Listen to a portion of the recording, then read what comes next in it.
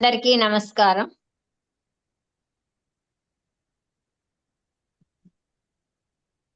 వేద సంస్కృత సమితి, విశ్వ యోగా విద్యాపీఠ్ రెండు సంయుక్తంగా నిర్వహిస్తున్న తెలుగు మాధ్యమంలోని రెండో సమూహానికి అందరికీ నమస్కారం.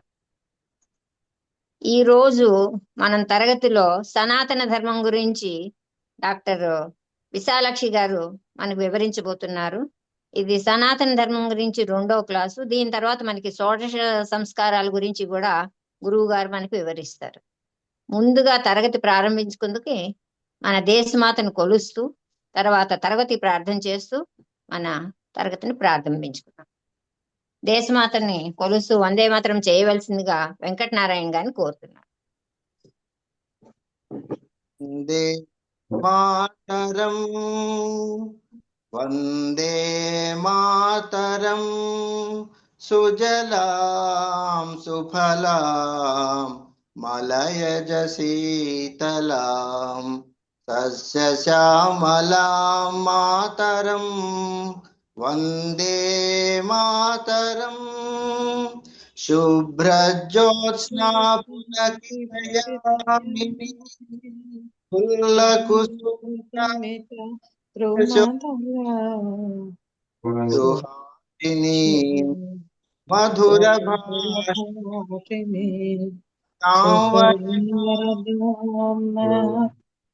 వందే మాతరం వందే మాతరం వందే మాతరం. ధన్యవాదాలు వెంకటనారాయణ గారు. ఇప్పుడు రోహిణి కుమార్ గారిని ప్రార్థన చేయవలసిందిగా కోరుతున్నాను. నమస్కారం అండి. ఒక నిమిషం ధ్యానం చేద్దామండి.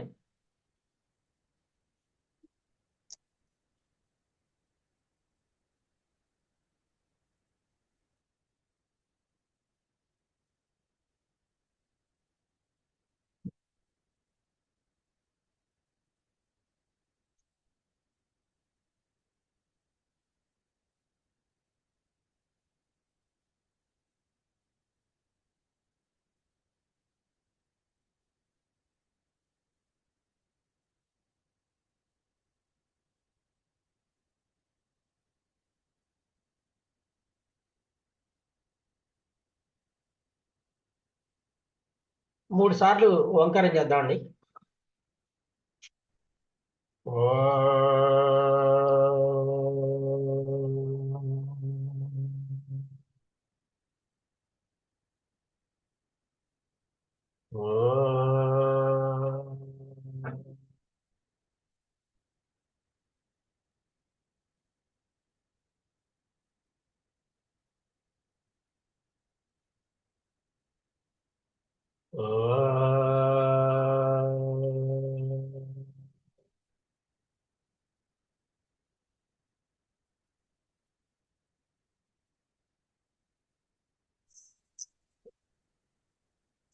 ఓం గణానాన్వా గణపతిగం హవామహే కవిం కవీనాముపమశ్రవస్తమం జ్యేష్ఠరాజం బ్రహ్మణాం బ్రహ్మణస్పద ఆనశృణ్వన్నోతిభిస్సేదసాదనం.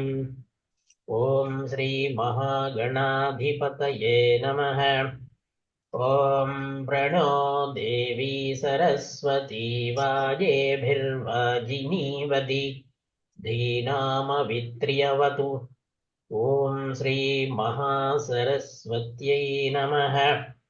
గురురేవ గతి గురుమేవ భజే గురునైవ సహాస్మి.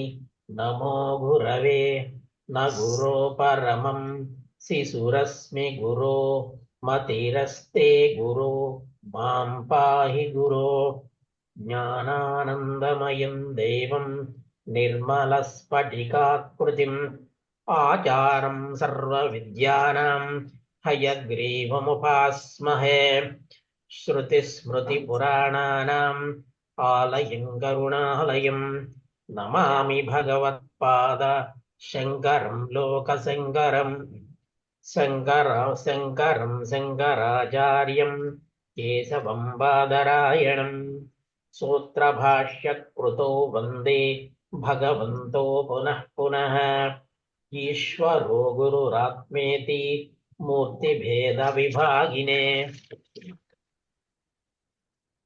వ్యోమవత్ వ్యాప్తదేహాయ దక్షిణామూర్తయే నమః అసతో మా సద్గమయ తమసో మా జ్యోతిర్గమయ మృత్యోర్మా అమృతంగమయ ఓం శాంతి శాంతి శాంతి మాతృదేవో భవ పితృదేవో భవ ఆచార్య దేవో భవ అతిథి దేవో భవ ఓం సహనా భవతు సహనౌ భునక్తు సహ వీర్యం కరవావహై తేజస్వినావధీతమస్తు మా విద్విషావహై ఓం శాంతి శాంతి శాంతి ఓం శ్రీ గురుభ్యో నమః హరి ఓం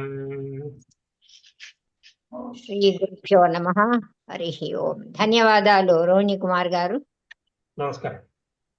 నమస్కారం. ఇప్పుడు తరగతిని ప్రారంభించవలసిందిగా డాక్టర్ విశాలాక్షి గారిని కోరుతున్నాను. శుభోదయం అమ్మా. కొద్ది నాది హైలైట్ చేయమ్మా. లాస్ట్ టైం కూడా క్లాస్ లో చెప్దామని మర్చిపోయాను. వెంటనే చేస్తున్నానమ్మా. చేయలా అంటే లాస్ట్ టైం నాకు చేయలేదు, చెప్దాం క్లాస్ అది మీది మారినట్టుంది, అందుకని అవ్వలేదు. లేదు అంటే జనరల్ గా అయిపోతుంది వెంటనే. మీది గురువు గారులందరిది కూడా హైలైట్ అయిపోతుంది మీది. సరే అమ్మా. ఓం శ్రీ మహాగణాధిపతయే నమః. ఓం శ్రీ పార్వతీ రాజరాజేశ్వరాభ్యాం నమః. ఓం శ్రీ మేధా దక్షిణామూర్తయే నమః. ఓం శ్రీ మహాసరస్వత్యై నమః. ఓం శివాయ గురవే నమః. ఓం నమః శివాయ చ నమః శివాయ. ఓం నమః శివాయ. మనం సనాతన ధర్మం గురించి చెప్పుకుంటున్నాము. అందులో ఇంచుమించుగా 29-30 పాయింట్స్ ఉన్నాయని చెప్పుకున్నాము. 8 పాయింట్స్ 9వ దాంట్లో 22 అలా చెప్పుకున్నాం. సో వాటిల్లో 5 పాయింట్స్ 6 ఋతము గురించి కూడా చెప్పినట్టున్నాను. 5 పాయింట్స్ చెప్పుకున్నాము. 6వది ఋతము. ఋతము అని అంటే ప్రకృతిలో ఉన్నటువంటి పరమాత్మ చేత ఏర్పరచబడిన నియమం. ఈ ఋతము వల్లనే పరమాత్మ శాసన భయం వల్ల పంచభూతాలు సక్రమంగా పనిచేస్తున్నాయి. గ్రహ నక్షత్ర గోళాలన్నీ వాటి కక్ష్యలలోనే అవి తిరుగుతాయి. అలాగే నదులు సముద్రాలు చెలియలు కట్ట దాటి బయటికి రావు. ప్రకృతి అంతా తన నియమాన్ని అనుసరిస్తుంది. జంతువులు గాని పశువులు పక్షులు అన్నీ కూడా. మానవుడికి మాత్రము పరమాత్మ ఆలోచన వివేచన చెయ్యగలిగిన తెలివిని ఇచ్చాడు. కనుక మనం మన తెలివితో బుద్ధితో ఆలోచించి వివేకంతో ధర్మ మార్గంలో జీవితాన్ని గడపాలి. ఇంకా 6వ అంశము, 6వదంటే ఇప్పుడు 7వ అంశము, ఎన్ని రకాల ధర్మాలు ఉన్నాయి అన్నది. ఎన్ని రకాల ధర్మాలు ఉన్నాయి అని అంటే ముఖ్యంగా శాశ్వత ధర్మాలు అంటే దేశకాల మాన పరిస్థితులు వ్యక్తులు మారని ధర్మాలు శాశ్వత ధర్మాలు. సత్యము ధర్మము సమత అహింస ప్రేమ త్యాగము దాన గుణము అహింస బ్రహ్మశ్రేయం బ్రహ్మచర్యం అపరిగ్రహ అని అంటారు. ఇలాంటి గుణాలు ఇవన్నీ కూడా శాశ్వత గుణాలు. శాంతి అన్నది ముఖ్యమైనటువంటిది. సో ఇంకా మారేవి దేశ కాల వ్యక్తి పరిస్థితులను బట్టి మారే ధర్మాలు అనేకమైనటువంటి ఉన్నాయి. ఈ మారే ధర్మాలు వ్యక్తి నుంచి వ్యక్తికి, ఒక చోటివి మరొక చోటికి, ఒక కాలంలోవి మరొక కాలానికి ధర్మం కాకపోవచ్చు. సో అలా మారే ధర్మాలు.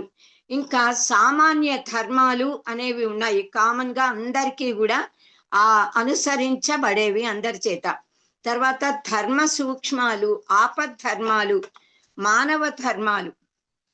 మానవ ధర్మాలలో స్త్రీ ధర్మాలు పురుష ధర్మాలు, ఇంకా వ్యష్టి ధర్మాలు సమిష్టి ధర్మాలు.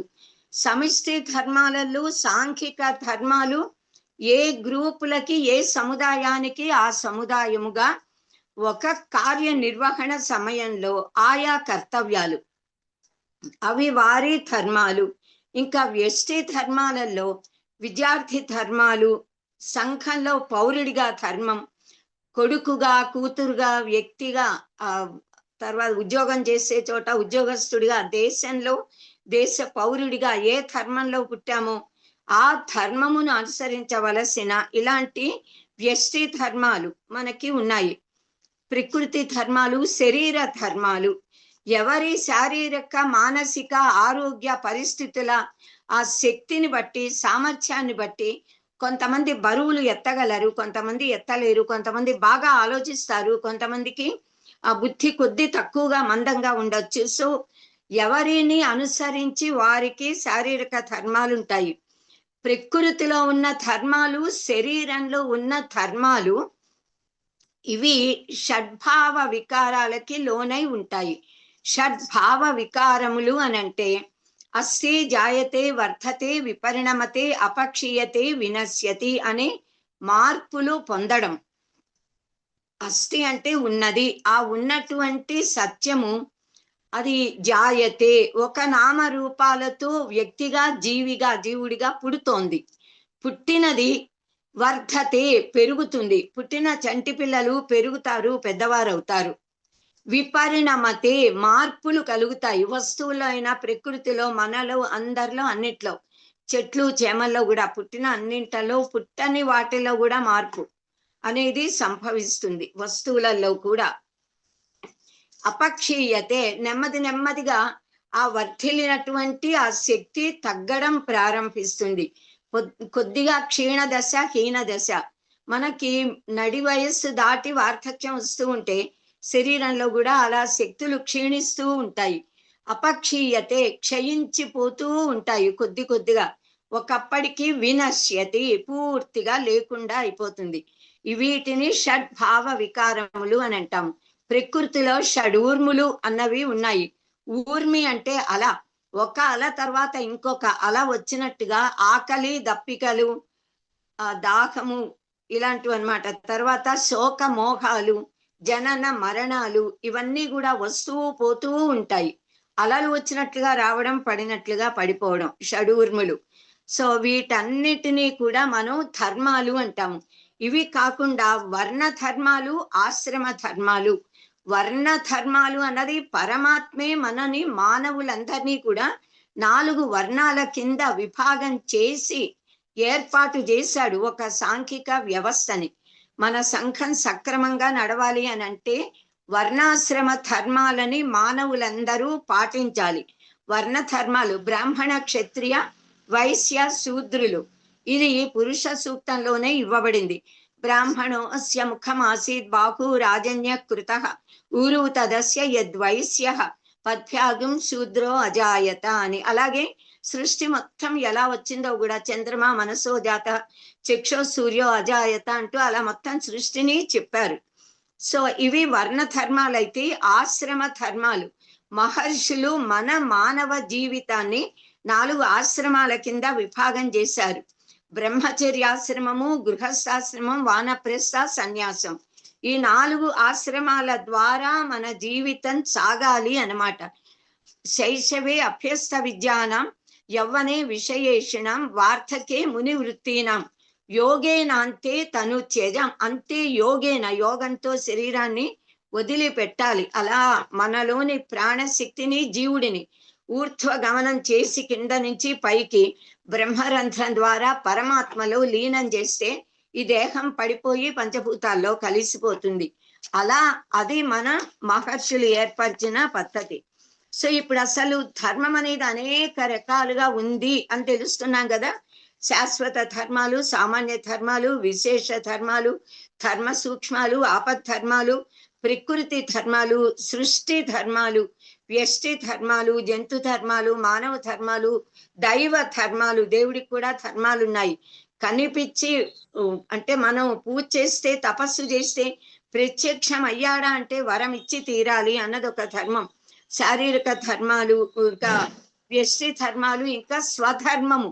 స్వధర్మే నిధనం శ్రేయ పరధర్మో భయావహ అని పరమాత్మ చెప్పాడు. సో ఇన్ని ధర్మాలు, ఈ ధర్మాలన్నింటికంటే మించిన ధర్మము ఆత్మధర్మము. ఉద్ధరేదాత్మనాత్మానం నాత్మానం అవసాదయేత్. ఆత్మైవ హ్యాత్మనో బంధురాత్మైవ రిపురాత్మనక. మన ఆత్మే మనకి బంధువు, మన ఆత్మే మనకు శత్రువు అని అన్నారు. ఇక్కడ ఆత్మ అనే పదాన్ని మనస్సు అనే అర్థంలో గ్రహించాలి. మన ఏవ మనుష్యాణం కారణం బంధమోక్షయో. ఆ విషయాలలో తగులుకుంటే బంధనం, విషయాసక్తి లేకుండా నిర్విషయం విషయ రహితమైతే అదే ముక్తి, మోక్షాన్ని పొందగలుగుతాం. కనుక దైవీ గుణాలను అలవరచుకుని ఆత్మ గుణాలను వృద్ధి చేసుకుంటూ ఎవరిని వారే ఉద్ధరించుకోవాలి. సత్వగుణం నుంచి శుద్ధ సత్వ గుణానికి మనం ఎదగాలి. అది మానవ జీవిత గమ్యం అన్నమాట. సో దేహాత్మ భావన పొందడమే శత్రువు. సదసద్ వివేకం, ఏది సత్తు ఏది అసత్ అనే వివేకం కలిగి నేను దేహం కాదు ఆత్మను అనే జ్ఞానము పొందటమే నిజమైన జ్ఞానము. అదే ముక్తి, బ్రహ్మానందం కలిగించే బ్రహ్మ జ్ఞానము అది. త్యజేదేకం కులస్యార్థే గ్రామస్యార్థే కులం త్యజేత్, గ్రామం జనపదస్యార్థే ఆత్మార్థం పృథ్వీని త్యజేత్ అన్నారు. ఒక్కరి వల్ల కుటుంబానికి హాని జరుగుతూ ఉంటే కులం మొత్తం క్షేమంగా ఉండడానికి ఆ ఒక్కళ్ళని వెలివెయ్యాలి అన్నారు. ఎంత ప్రేమ ఉన్నా. దుర్మార్గుడైతే అసమంజసుణ్ణి తండ్రి మహారాజు చక్రవర్తి దేశ బహిష్కార శిక్ష విధించాడు. అతడు దుర్మార్గుడయి ఆ రాజకుమారుడు తన తోటి బాలురు యువతి యువకులందరినీ కూడా తీసుకెళ్లి చెరువులో ముంచేయడం, చంపేయడం. వాళ్ళు గిలగిలాడుతూ ఉంటే ఆనందించేవాట. అంత రాక్షస ప్రవృత్తి కలిగిన తన స్వంత కొడుకుని సగర చక్రవర్తి ఆయన దేశ బహిష్కారం విధించాడు తన కొడుకు. కనుక ధర్మ రక్షణ అన్నది మానవులందరి కర్తవ్యం, ప్రజారక్షణ రాజు కర్తవ్యం. సో అలా మన ఆత్మ ఉద్ధరణ కోసం అవసరమైతే మనము, అంటే ఇప్పుడు ఒక కుటుంబం కోసం ఒకళ్ళని వెలివేసేయచ్చు. ఒక పట్టణానికి ఒక గ్రామం వల్ల సపోజ్ అంటువ్యాధులు వస్తాయి, ఒక గ్రామంలో ప్రారంభమైతే దాని నుంచి చుట్టుపక్కల వ్యాపించి పట్టణాలకి రాకుండా ఉండడానికి ఆ ఒక్క గ్రామాన్ని చుట్టూరా కంచె కట్టి దాన్ని బహిష్కరించి మిగతా వాళ్ళు అక్కడికి రాకుండా ఇది వ్యాపించకుండా చేస్తారు. అలా పట్టణం కోసం గ్రామాన్ని వదిలేయాలి. పట్టణాన్ని దేశం కోసం, ఒక నగరం వల్ల కనుక దేశానికి ప్రమాదకారిగా ఉంటే ఆ దేశాన్ని రక్షించాలి. ఎప్పుడూ పెద్ద ప్రయోజనాన్ని కాపాడడానికి చిన్న ప్రయోజనం నష్టపోయినా అదే ధర్మము, ధర్మ సూక్ష్మము అని శాస్త్రం చెప్తోంది. అలా మొత్తం తన కోసం ఆత్మని ఉద్ధరించి ముక్తి పొందడానికి అవసరమైతే ప్రపంచం మొత్తాన్ని వదిలేయచ్చు. ఎవ్వరి మాటలు లెక్క చేయక్కర్లేదు. మీరాబాయి లాగా సతీ ఆవిడెవరు, చాలా మంది మీరాబాయి, సక్కుబాయి, సతీ సక్కుబాయి, వీళ్ళందరూ కూడా పాండురంగ విఠలుడి భక్తులు. భక్తితో ఆ గురువు గారితో అందరితో కలిసి వెళ్ళి పాండురంగ విఠల దర్శనం కోసం వాళ్ళు కుటుంబాన్ని వదిలేసి వెళ్ళారు. అలా ఒక వివాహిత అయిన స్త్రీ భర్తని, అత్తమామల కుటుంబాన్ని వదిలి వెళ్ళకూడదు అన్నది గృహిణిగా ధర్మం. కానీ ఆవిడ ఆత్మ ధర్మాన్ని పాటించి ఆత్మ ముక్తి పొందడానికి కుటుంబాన్ని, బంధుత్వాన్ని, బాంధవ్యాలని వదిలేసి వెళ్ళి పరమాత్మలో లీనమైపోయి ముక్తులయ్యారు వాళ్ళు. సో విశ్వంలో పరమాత్మ ఏర్పరిచిన శాశ్వత ధర్మాలు ఎప్పటికీ కూడా మారవు. దానినే విశ్వనియతి అంటాము, ఋతము అంటాము. ఈ ఋతాన్ని అనుసరించే అన్ని సాగుతాయి అని ముందు దాంట్లో కూడా చెప్పుకున్నాం మనం. అంటే చంద్రుడు చల్లగా ఉండడం, కాంతిని ఇవ్వడము చంద్రుడి ధర్మం. ఎండని, వెలుగుని, వేడిమిని ఇవ్వడం సూర్యుడి ధర్మం. నీరు పల్ల మెరుగు నిజము దేవుడెరుగు అంటాం. నీరు పల్లానికి పారడము, చల్లగా ఉండటం. జడయతి ఇతి జలం అన్నారు. చల్ల నీళ్లలో చేయి పెడితే వేళ్ళు కొంకర్లు పోతాయి. అలా వాతి ఇతి వాయు, దేని ధర్మము దానికి ఉంది. భీషాస్మాద్ వాయు పవతే వాతః పవతే భీషోదేతి సూర్య భయాద్ ఇంద్రశ్చ అగ్నిశ్చ మృత్యుర్ధావతి పంచమః అని అన్నారు. ఇవన్నీ కూడా ఋతము వల్ల, అంటే ప్రకృతిలో పరమాత్మ ఏర్పరిచిన నియమం వల్ల జరుగుతున్నాయి.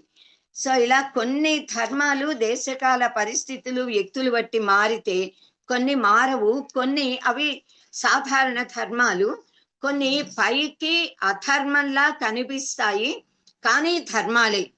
వాటిని ఆ ధర్మ సూక్ష్మములు అని అంటాము. పెద్ద ధర్మాన్ని కాపాడడానికి చిన్న అధర్మము చెయ్యరు, చేసినట్లుగా కనిపిస్తుంది, అది ఆపద్ధర్మము. అదే ధర్మ సూక్ష్మము, ఆపద్ధర్మం కూడా. ఆపద కలిగినప్పుడు ఎలాంటి ధర్మాన్ని పాటించాలో అది ఆపద్ధర్మం. ధర్మములు సూక్ష్మతనెరిగి, సూక్ష్మము ఎప్పుడూ కంటికి కనిపించదు, స్థూలంగా ఉండదు. స్థూల శరీరం గ్రాస్ బాడీ కనిపించినట్టుగా మనలో ఉన్న సూక్ష్మ శరీరం కనిపించదు. మనస్సు, ప్రాణము, ఇంద్రియాలు కంటికి గోచరాలు అవ్వవు. దానికి కూడా ఇంకా సూక్ష్మమై అంతర్గతంగా ఉంది కారణం. వాసనల వల్ల కారణ శరీరం ఏర్పడుతుంది అలా.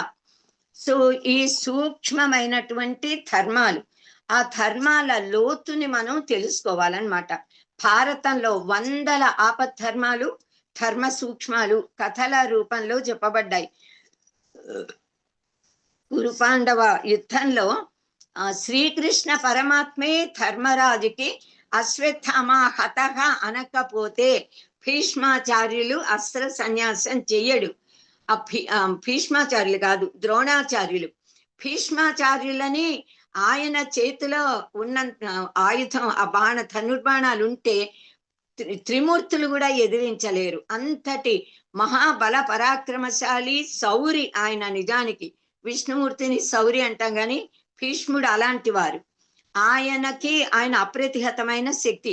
9 రోజులు ప్రచండంగా ఆయన వెలిగిపోయి 10వ రోజు నిప్పులు తిరుగుతూ చేస్తూ ఉంటే శ్రీకృష్ణుడి సలహా మీద ధర్మరాజు, పాండవులు 5గురు తాతగారి దగ్గరికి వెళ్ళి, తాత ఏ విధంగా నిన్ను మేము జయించగలమో చెప్పు, నువ్వు ఇలా చెలరేగిపోతే 10 రోజుల్లో సగం అయిపోయింది సైన్యం, మిగతా సగం కూడా అయిపోతుంది అని అంటే, ధర్మాన్ని రక్షించడం కోసం ఆయన నా ఎదురుగా ఆడవారు వచ్చినా, ఎవరైనా వెనుజూపి వెళ్ళిపోతున్నా, యుద్ధరంగంలో భయపడి పారిపోయినా ఏ వీరుడు వెనుజూపడు. లేదా పేడి ముఖము నా ఎదురుగా కనిపించినా నేను అస్త్ర సన్యాసం చేసేస్తాను, వదిలేస్తా. అప్పుడు నువ్వు బాణాలు వేయచ్చు, మీ దగ్గర శిఖండి ఉన్నాడు కదా, ఆ శిఖండిని ఎదురుగా పెట్టుకుని యుద్ధం చేయమని ఆయనే చెప్పాడు. తన మరణం, ఎందుకంటే ఆయనది స్వచ్ఛంద మరణం, వాళ్ళ తండ్రి గారు ఇచ్చిన వరం. ఆయన చావదలుచుకుంటేనే చనిపోతారు, దేహాన్ని వదిలి జీవుడు వెళ్ళిపోతాడు తప్ప, లేకపోతే ఆయనకి మరణం లేదు. అయితే ఇది ధర్మ సూక్ష్మం, అందులో కూడా ఆపద్ధర్మము. మరి ఆపద్ధర్మం పాటించకపోతే, భీష్ముడు పడకపోతే అస్సలు ఇంకా కురుక్షేత్ర యుద్ధం పూర్తి అవ్వడమే ఉండదు, పాండవ విజయం, ధర్మ విజయం జరగదు. కనుక అది పాటించబడింది అక్కడ. అది కూడా శ్రీకృష్ణ పరమాత్మ సలహాతోనే పాండవులు అడిగారు. అంటే అది ధర్మము. ఎందుకు? కృష్ణుడు అంటేనే దేవుడు.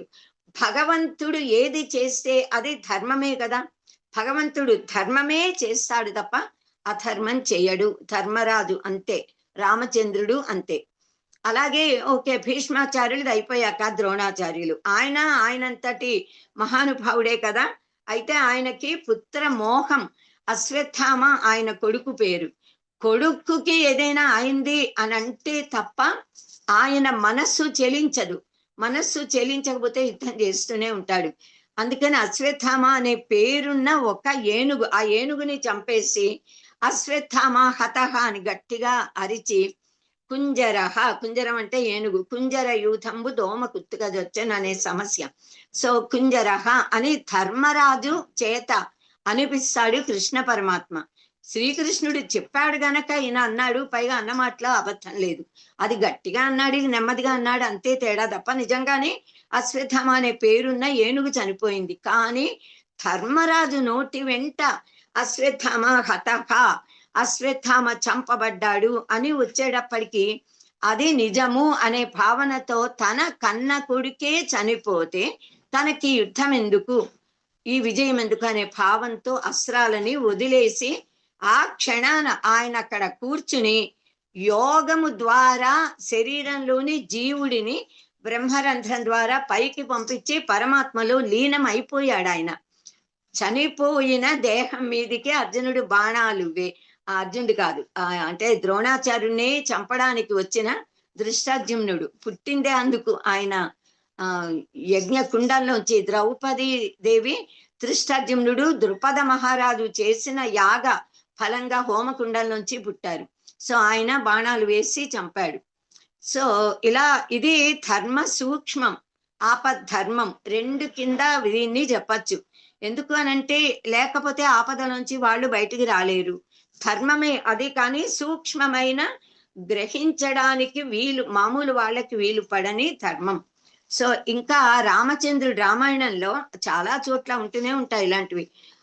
శ్రీరామచంద్రుడు ఇంకా తండ్రిని సత్యనిష్టలో నిలబెట్టడానికి వనవాసం వెళ్ళిపోతున్నాడు. సీతారామ లక్ష్మణులను రథంలో కూర్చోబెట్టి ఊరు దాటించడానికి సుమంత్రుడు తీసుకెళ్తూ ఉంటే దశరథ మహారాజు బయటకు వచ్చి, సుమంత దా దా వెనక్కి వచ్చి రథాన్ని వెనక్కి తీసుకురా అని, రాజుగా నేను ఆజ్ఞాపిస్తున్నాను వెనక్కి రా అని అంటాడు.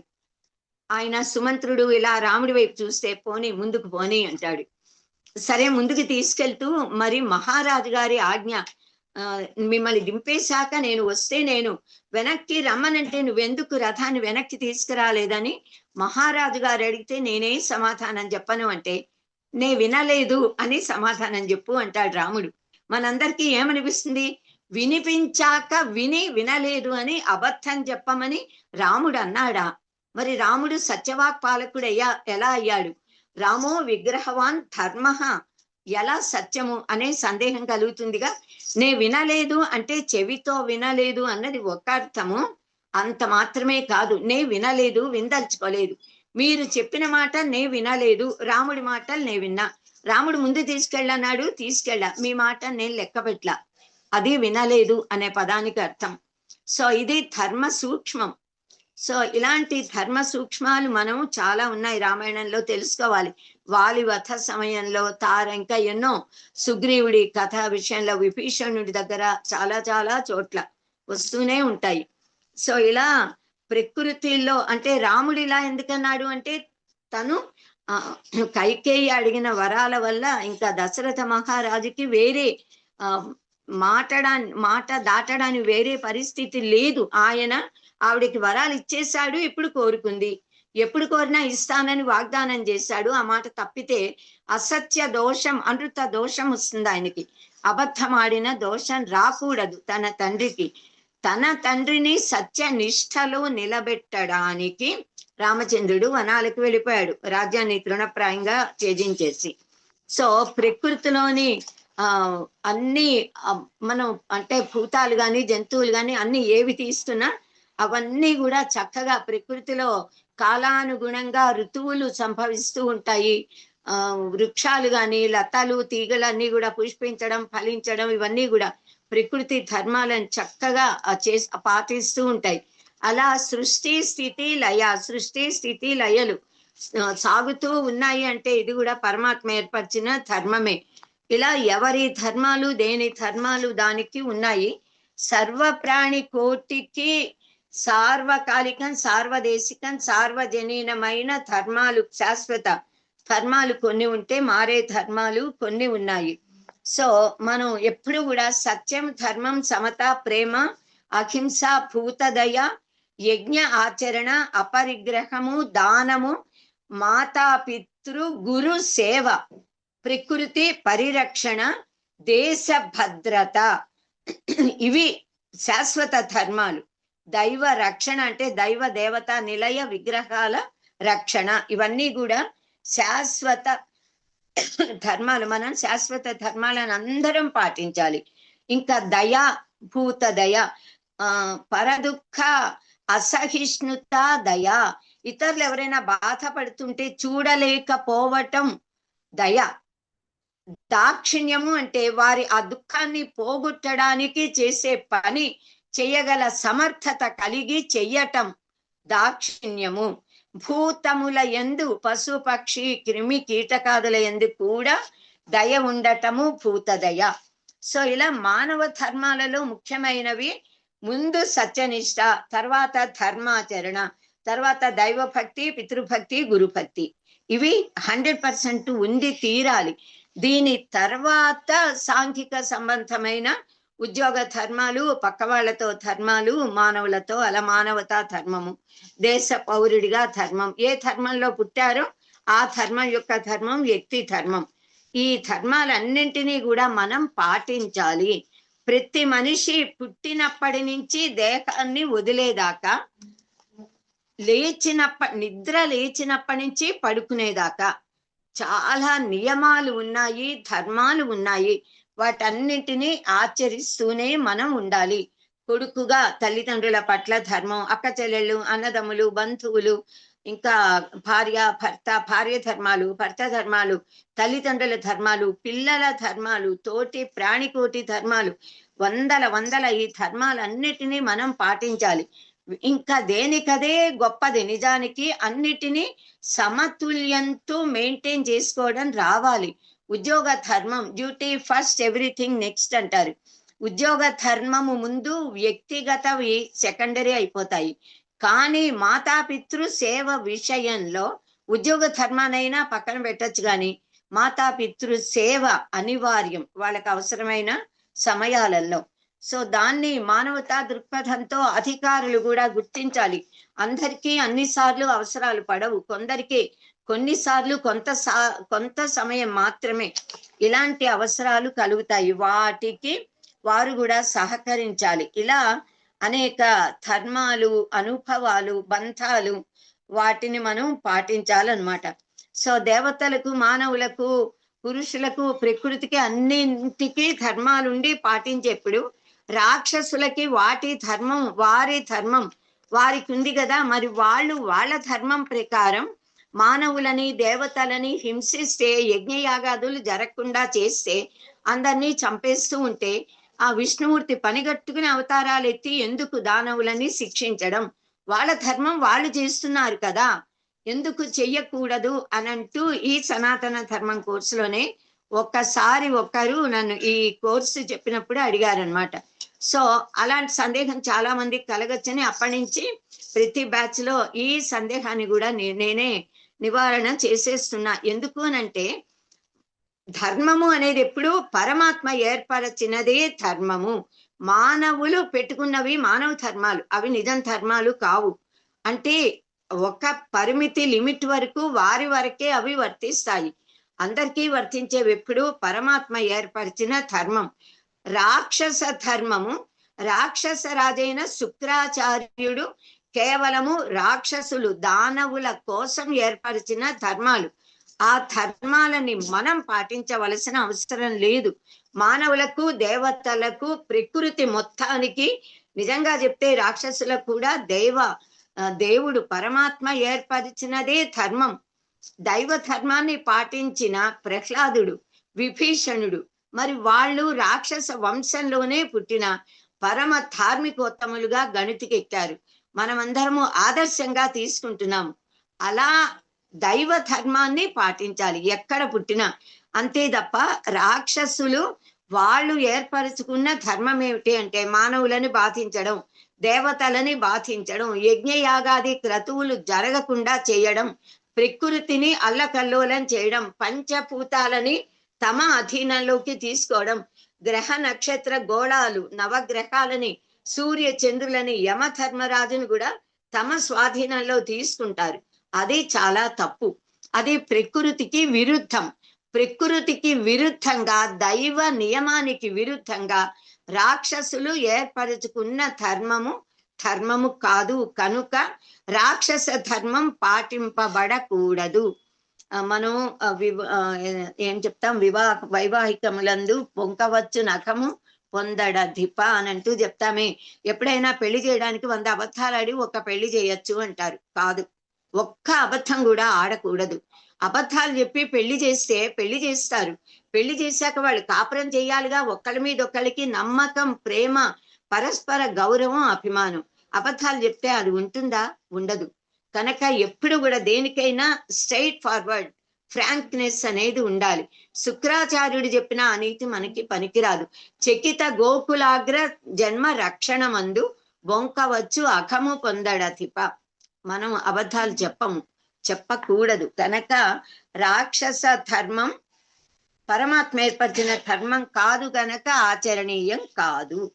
కనుక మన ధర్మాలని మనం శాస్త్రంలో చెప్పిన ధర్మాలు, స్త్రీ ధర్మాలు స్త్రీలు, పురుష ధర్మాలు పురుషులు, విద్యార్థుల ధర్మాలు విద్యార్థులు, గురువుల ధర్మాలు గురువులు, తల్లిదండ్రుల ధర్మం తల్లిదండ్రులు, ఎవరి ధర్మాలు వారు పాటించాలి. సో ఇలా ధర్మాన్ని గురించి మనకి అనేకమైనటువంటి అంశాలు, అనేకమైన శ్లోకాలు ఎన్నో ఉన్నాయి. రాక్షసులు ఎప్పుడూ సురాపానం చేయడం, ధర్మాచరణ శీలురని ధర్మాత్ముల్ని భక్తుల్ని బాధిస్తారు, బలవంతంగా ఇతరుల సొమ్ము లాక్కుంటారు. అవన్నీ కూడా అధర్మం. అధర్మ కార్యాలు చెయ్యరాదు. వారు స్వంతంగా ఏర్పరచుకున్న ఆ ధర్మం వారి ధర్మం అని వాళ్ళు భావిస్తారు. కానీ సర్వప్రాణి కోటికి ఏది హితము చేస్తుందో అది ధర్మం. ఇతరులు ఎవరికైనా ఏది బాధ కలిగిస్తుందో అది అధర్మం. శ్లోకార్థేన ప్రవక్ష్యామి యదుక్తం గ్రంథకోటిభిః పరోపకార పుణ్యాయ పాపాయ పరపీడనం అన్నారు. మొత్తం సర్వశాస్త్రాల గ్రంథాల సారాన్ని ఒక్క శ్లోకం యొక్క సగం పాదంలో, అంటే ఒక్క వాక్యంలో చెప్తాను అన్నారు. ఏంటది? ఇతరులకి ఉపకారం చేయడమే ధర్మము, ఇతరులను బాధ పెట్టడమే అధర్మము. పరోపకార పుణ్యాయ పాపాయ పరపీడనం.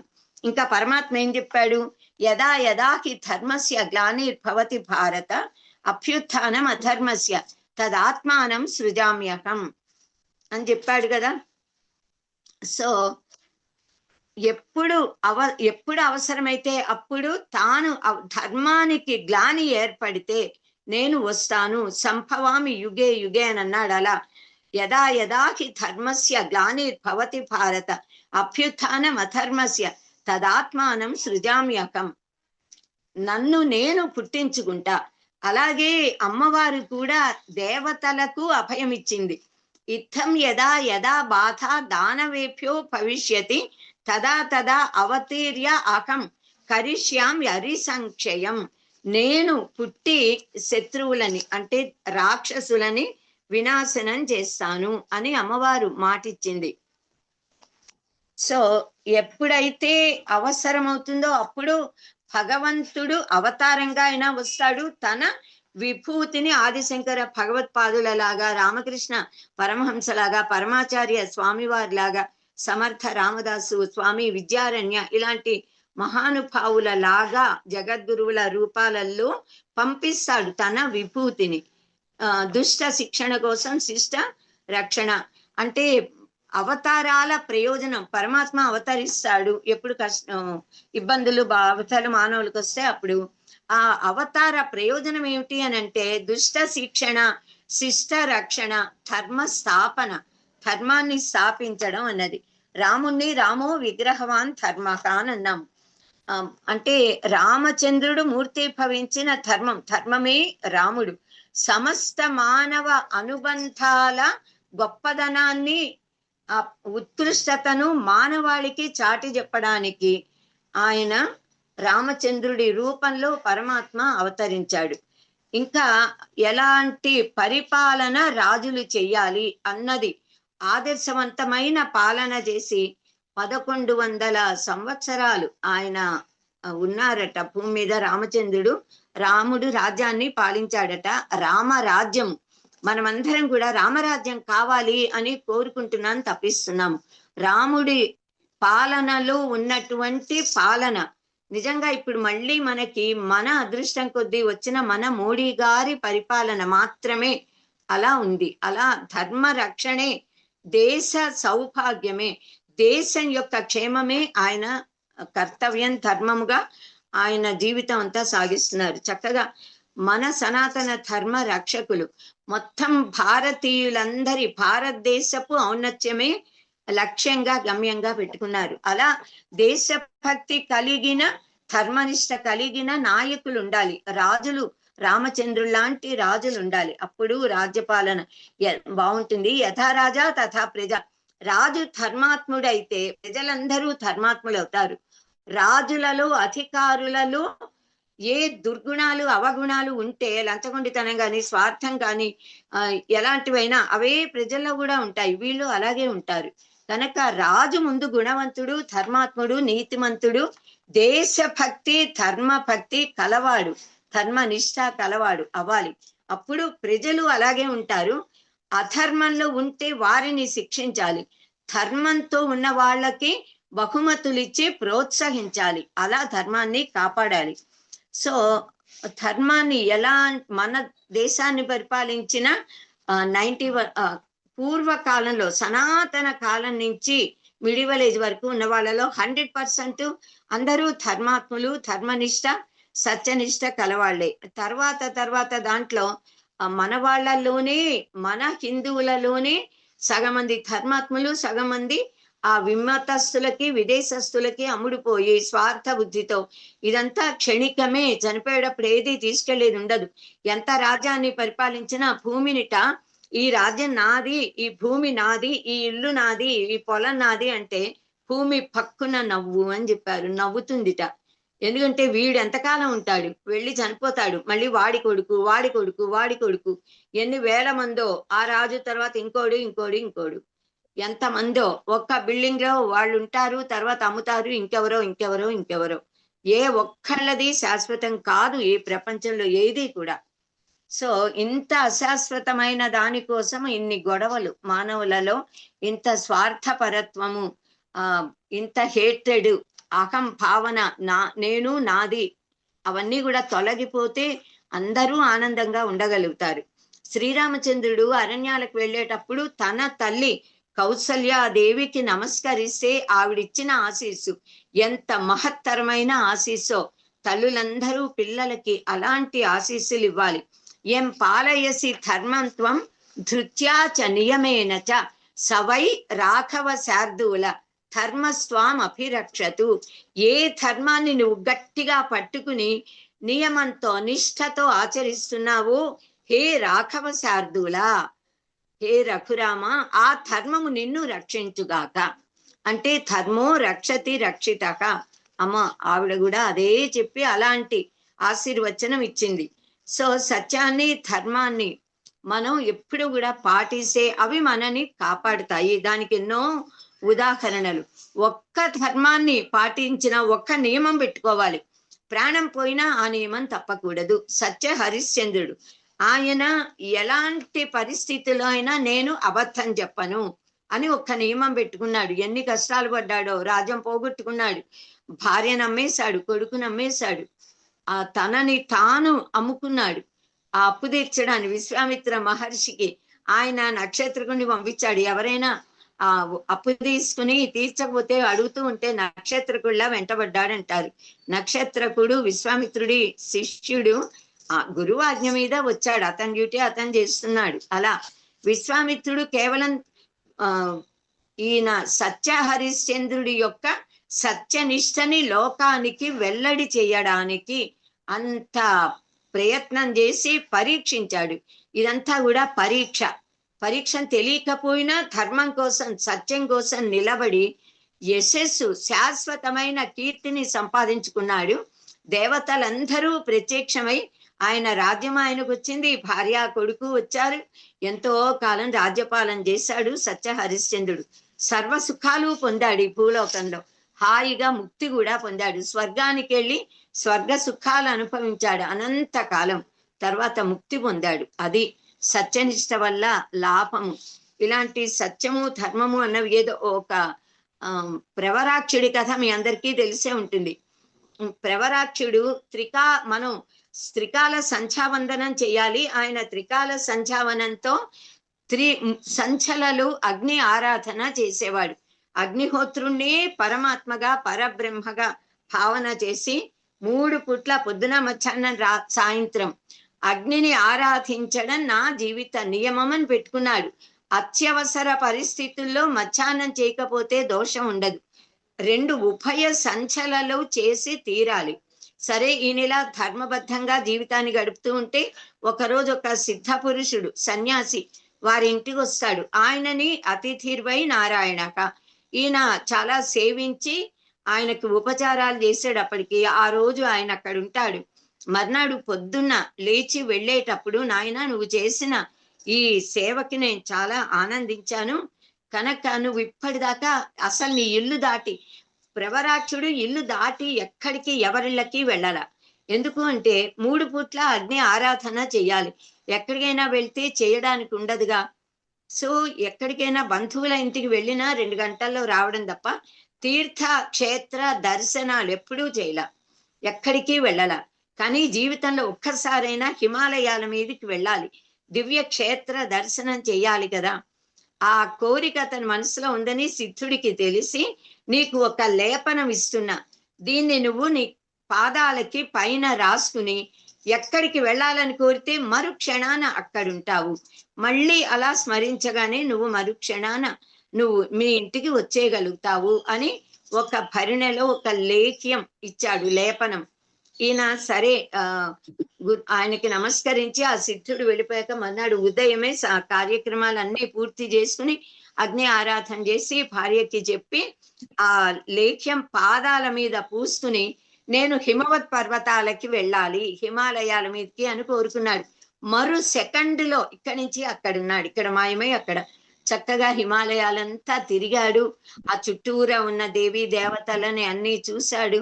హిమాలయాల సౌందర్యం, ఆ బద్రీనాథ్ కేదార్నాథులు ఈ మధ్య నిర్మించబడినవైనా దైవము ఎప్పుడూ అక్కడ హిమవత్ పర్వతాలంటేనే కైలాస మానస సరోవరం అని అంటాంగా మనం. ఆ శివపార్వతులు దేవీ దేవతలు వాళ్ళ దైవ గణాలన్నీ అక్కడ ఉంటూనే ఉంటాయి. హిమవంతుడు అంటేనే పార్వతీదేవి తండ్రి అమ్మవారి ఇల్లు, అక్కడ ఉండరా. సో ఆయన యోగా దృష్టితో దర్శనంతో దేవతల దర్శనం ఫిజికల్ గా తిరిగి ఆ దర్శనాలన్నీ చేసుకున్నాడు చక్కగా. సాయంత్రం అయింది. ఈ లోపల వరూధిని అనే ఒక అప్సర స్త్రీ, ఆ అమ్మాయి చాలా దేవతల అప్సరసలు అందంగా ఉంటారు. ప్రవరాక్షుడు చాలా గుణవంతుడు, బుద్ధిమంతుడు, నీతిమంతుడు, పరమ ధార్మికుడు, అత్యంత సౌందర్యవంతుడు, చాలా అందగాడు, బ్రాహ్మణ యువకుడు.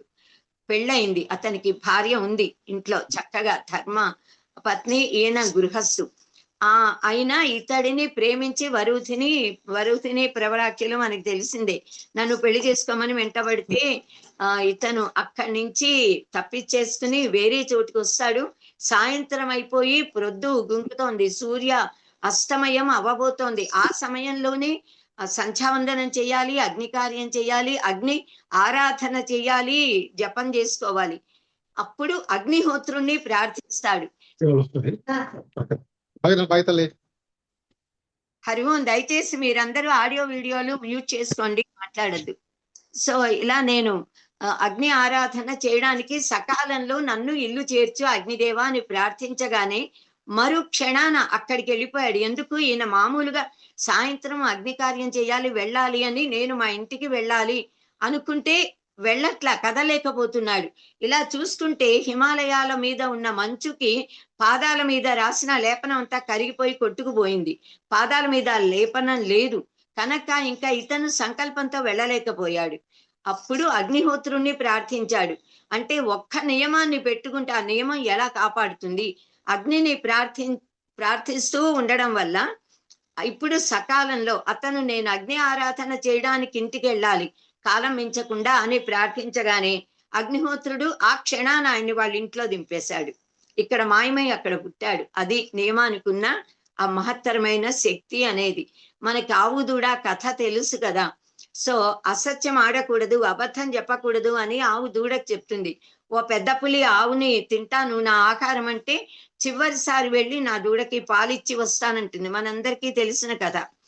అయితే అది సరే, దీని సత్యనిష్ట పరీక్షించాలని వెళ్ళమంటే నిజంగా వెళ్ళి దూడకి పాలిచ్చి, అమ్మా నన్ను ఒక పెద్ద పులి ఆకారంగా ఎంచుకుంది, నేను నీకు వీడ్కోలు చెప్పడానికి చివరిసారి పాలివ్వడానికి వచ్చా, నువ్వు ప్రాణం పోయినా అబద్ధం చెప్పకు, ఆడిన మాట తప్పకు, నిజమే పలుకు, నే లేనని బాధపడకు, యజమాని దగ్గర చక్కగా ఉండు అని బుద్ధులు చెప్పి పరిగెత్తుకుని మళ్ళీ వెళ్ళి పెద్ద పులిని నన్ను తిను, నేను ఇప్పుడు సిద్ధంగా ఉన్నానంటుంది. దాని సత్యనిష్టకి ఆశ్చర్యపోయి ఇలాంటి సత్యనిష్ట కలిగిన ఆవుని తింటే తనకెంత ఘోర నరకమో పాపమో అని ఆ పెద్ద పులిలో కూడా పరివర్తన కలిగి ఆవుని వదిలేస్తుంది. నేను చంపను, నువ్వు వెళ్ళిపోమని. సత్యానికి ఉన్న మహత్త లాంటిది. ఎన్నో కథలున్నాయి ఇలాంటివి. ఓ బ్రహ్మరాక్షసుడి కథ సత్యనిష్ట వల్ల, ఇంకొక కథలో భక్తి వల్ల రాక్షసత్వాలు పోయి దైవత్వాన్ని పొంది వెళ్ళిపోయిన శాపాల వల్ల వచ్చిన వాళ్ళు, ఇలాంటివి ఎన్నెన్నో. సో ధర్మాచరణలు ఎప్పుడూ కూడా క్షణం కూడా మనం ఆలస్యం చేయకూడదు. ధర్మము అని తెలిస్తే ఆచరించి తీరాలి. అధర్మము అని అన్నప్పుడు దాని జోలికి వెళ్ళకూడదు. విలంబం నాచరే ధర్మే చలం చిత్తం వినశ్రుతి అని అంటుంది శాస్త్రం. ఎందుకంటే మనం క్షణం ఆలస్యం చేసినా ఏమో ఆ ధర్మాన్ని ఆచరించాలనే బుద్ధి మారిపోతుందేమో. నిత్యం సన్నిహితో మృత్యు కర్తవ్యో ధర్మ సంగ్రహక. ప్రతి క్షణం మన మృత్యు మన వెన్నంటి ఉంటుంది గనక మనం ధర్మాన్ని ఆచరించడమే మన ధ్యేయంగా పెట్టుకోవాలి. నా అముత్రకి సహాయార్థం మాతా పితాచ తిష్టతః నా పుత్రధార నా జ్ఞాతికి ధర్మస్తిష్టతి కేవలం. మనం మనిషి మరణించాక పరలోకంలో స్వర్గానికి వెళ్ళాలి అని అంటే సహాయపడే వాళ్ళు తల్లి గాని తండ్రి గాని భార్య గాని భర్త గాని పిల్లలు గాని ఎవ్వరూ ఉండరు. ఎవరు చేసుకున్న కర్మల ఫలం వారిని తీసుకెళ్తుంది కనుక కేవలము ధర్మ తిష్టతి. మనం ఆచరించిన ధర్మమే మన్ని కాపాడుతుంది కనుక ధర్మం మన వెంట వస్తుంది. మిగతా ఏ ఆస్తి పాస్తులు వస్తువులు ఏవీ రావు. ఇవి సత్యాన్ని మనం అర్థం చేసుకోవాలి. ఇంకా దుర్యోధనుడు చెప్తాడు, జానామి ధర్మం నచమే ప్రవృత్తికి జానామి అధర్మం నచమే నివృత్తి కేనాపి దైవేన హృది స్థితేన యథా నియుక్తోస్మి తథా కరోమి. నాకేది ధర్మమో తెలుసు ఏది అధర్మమో తెలుసు, కానీ నాలోనే ఏదో కూర్చుని అధర్మమే చెయ్యమని నన్ను ప్రేరేపిస్తోంది, నేను చేస్తున్నా అన్నాడు. అంత దౌర్భాగ్యం ఇంకా ఎవరికైనా ఉంటుందా? అధర్మం అని తెలిసి చేసి బాధపడ్డాడు, నష్టపోయాడు. ధర్మాన్ని ఆచరించాలి. విభీషణుడికి వివేక జ్ఞానం ఉంది. అన్నగా తన తమ్ముడిగా అన్నగారికి సలహా ఇచ్చాడు, అధర్మ మార్గంలో ఉండకూడదు, సీతమ్మని అప్పచెప్పేమని చక్కగా బుద్ధి చెప్పాడు. అన్నయ్య వినలేదు. అయినా అన్నగారిని ఆశ్రయించుకుని అక్కడే ఉన్నాడు. ఎప్పుడైతే వాళ్ళ అన్నగారే రావణాసురుడే దేశ బహిష్కార శిక్ష విధించి విభీషణ నువ్వు వెళ్ళిపో అన్నాడు, నా దేశంలోంచి వెళ్ళిపో అనగానే సరాసరి శ్రీరామచంద్రుడి పాద పద్మాలను శరణుజొచ్చాడు, శరణాగతి చేశాడు, ధర్మాన్ని ఆశ్రయించాడు, హాయిగా లంకకి రాజయ్యాడు. అది ధర్మానికి ఉన్న గొప్పదనం. సో ధర్మానికి ఉన్న అనేక ముఖాలు, ఎన్నెన్నో పాయింట్స్. వాటిల్లో అబద్ధం ఆడకూడదు, సత్యం చెప్పాలి అన్నది. ఆ తర్వాత దాన గుణము, దాన గుణంతో తరించిన రంతిదేవుడు, బలి చక్రవర్తి, వీళ్ళందరూ కూడా ఆశ్రిత రక్షణ అనేది గుణం, దాని వల్ల తరించాడు శివ చక్రవర్తి. ఆయనలోని ధర్మగుణాన్ని పరీక్షించడానికి దేవేంద్రుడు అగ్నిదేవుడు ఒక డేగ రూపంలో పావురం రూపంలో వచ్చి పావురాన్ని డేగ తరుముతున్నట్లుగా ఆ పావురం ప్రాణ భయంతో పరిగెత్తుకుంటూ వచ్చి శివ చక్రవర్తి సభలో కుర్చీలో సింహాసనంలో కూర్చునుంటే ఆయన పక్కన వాలుతుంది. వాలి నన్ను రక్షించు, నిన్ను శరణు కోరాను అని అంటుంది. వెనకాలే తరుముతూ డేగ వస్తూ ఉంటుంది. ఈయన నీకేం భయం లేదు, నేను నీకు అభయం ఇచ్చాను, నీ ప్రాణాన్ని కాపాడతానని చెప్తాడు. ఆ డేగ నుంచి పావురాన్ని కాపాడాలి. ఆ డేగ వచ్చి ఇది నా ఆహారము, నా ఆహారాన్ని నువ్వు వదిలేయమంటుంది. అంటే దీని ఎత్తు మాంసాన్ని నా శరీరంలోంచి కోసి నీకు ఇస్తా, నీ కడుపు నిండడమే కదా నీకు కావలసింది.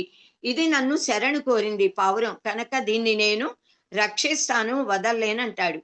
సరే నీ ఇష్టం, నీ మాంసం ఇవ్వు అని అంటుంది. త్రాసు తెప్పించి తక్కెట్లో ఒక చోట పావురాన్ని పెట్టి, పావురం కదా దాని ఆకారము, పావురం అంత బరువు, చేతిలో కొద్ది భాగమే కదా పావురం అంటే ఇంత చిన్నది అని తన చేతిని ఇలా కట్ చేసి పెడితే అది తూగదు. అదేంటని ఇక్కడ దాకా తీసి పెడితే తూగదు. కాలు నరికేసుకుని పెడతాడు, అయినా అవదు. అయితే నా చెయ్యి నరికేయండి, కాలు నరికేయండి అంటాడు. వాళ్ళు పెట్టినా అవదు. నన్ను మొత్తం అందులో పెట్టమని ఆయన మొత్తం అందులో కూర్చుంటే ఆ పావురం చక్కగా అప్పుడు ఇలా లేచి సమానంగా అవుతుంది. అప్పుడు కూడా నోటితో, అంటే ఆయన ధర్మనిష్ట వల్ల ప్రాణం ఉంది, కాలు చేతులు నరికారు అంతే కదా, మనిషిని పెట్టారు. ఆయన డేగతో ఇదిగో నన్ను మొత్తం నువ్వు ఆహారంగా తీసుకుని ఈ పావురాన్ని వదిలేయి అని ప్రార్థించి, దండం పెట్టడానికి చేతులు లేవుగా, నోటితోనే పావురమా ఇంకా నీవు ఎగిరిపో, చక్కగా నీకు స్వేచ్ఛ లభించింది అనగానే ఆ క్షణాన అతనికి కట్ చేసిందంత ఆశ్చర్యంగా మాయమై శివ చక్రవర్తి మామూలు మనిషిలా రాజులా ప్రకాశించాడు. ఆ దేవతలు కనిపించి వరమిచ్చారు. అది నిష్ఠ అన్నది. ఇంకా రామచంద్రుడు రామాయణంలో చెప్తాడు, అస్వాధీనం కథం దైవం ప్రకారైరభిరాజ్యతే స్వాధీనం సమతిక్రమ్య మాతరం పితరం గురుం. దేవుడు మన అధీనంలో లేడు, ఎక్కడున్నాడో ఎలా ఉన్నాడో తెలియదు, ఉన్నాడు కానీ మనం పిలవగానే వచ్చి కాపాడతాడో లేదో చెప్పలేం. మన స్వాధీనంలో ఉన్న మన అమ్మ, మన నాన్న, మన గురువు మనకి మనం అడక్కపోయినా మన అవసరాలు తీర్చి మనని కాపాడతారు. మన రక్షకులు వాళ్ళు, మన శ్రేయోభిలాషులు, మన కోసం సర్వస్వాన్ని ఇచ్చే మన దైవము వాళ్ళు మన ఎదురుగా ఉన్నారు. మనం పిలిస్తే పలుకుతారు. మనకి జ్ఞానాన్ని ఇస్తాడు గురువు. కనుక ఈ ముగ్గురు నిజమైన గురువులు. తల్లిని, తండ్రిని, గురువుని మన అధీనంలో ఉన్న వారిని ప్రార్థించకుండా, సేవించకుండా, వారిని రక్షించుకోకుండా వార్ధక్యంలో మనము దేవుడి అని అంటే ఏం లాభం, ఏం పుణ్యం వస్తుంది? ప్రత్యక్ష దైవాలని ముందు సేవించండి అంటూ చెప్పాడు. ఎంత గొప్ప! ఇది మన ధర్మం. మాతృపితృ సేవ, గురు సేవ అన్నది. సో మానవులు వర్ణాశ్రమ ధర్మాలు అన్ని కూడా పాటించాలి. శ్రౌత స్మార్త కర్మలు చెయ్యాలి. అది కూడా ధర్మమే, ధర్మాచరణ. ఎవరిని ఏ కులంలో, ఏ మతంలో, ఏ దేశంలో, ఏ జాతిలో, ఏ కుటుంబంలో పరమాత్మ పుట్టించాడో వాటన్నిటి పట్ల మన కర్తవ్యాలు మనకి ముఖ్యం. స్వామి వివేకానంద ఆయన చాలా అందంగా కూడా ఉంటారు, మహామేధావి. చాలా మన సనాతన ధర్మాన్ని తన గురువు గారైన రామకృష్ణ పరమహంస యొక్క ఆశీర్వాదంతో, శాసనంతో, అనుగ్రహంతో ఆయన మన సనాతన ధర్మాన్ని మొత్తం విశ్వవ్యాప్తం చేశారు. ప్రపంచ మహాసభలలో మాట్లాడి ఆయన మేధస్సుకి, ప్రజ్ఞా పాఠవాలకి ఒక పాశ్చాత్య వనిత ముగ్ధురాలైందిట. ఆయన దగ్గరికి వచ్చి, నాకు మీ మేధస్సు మీద అపారమైన గౌరవం, ఇష్టం కలిగింది.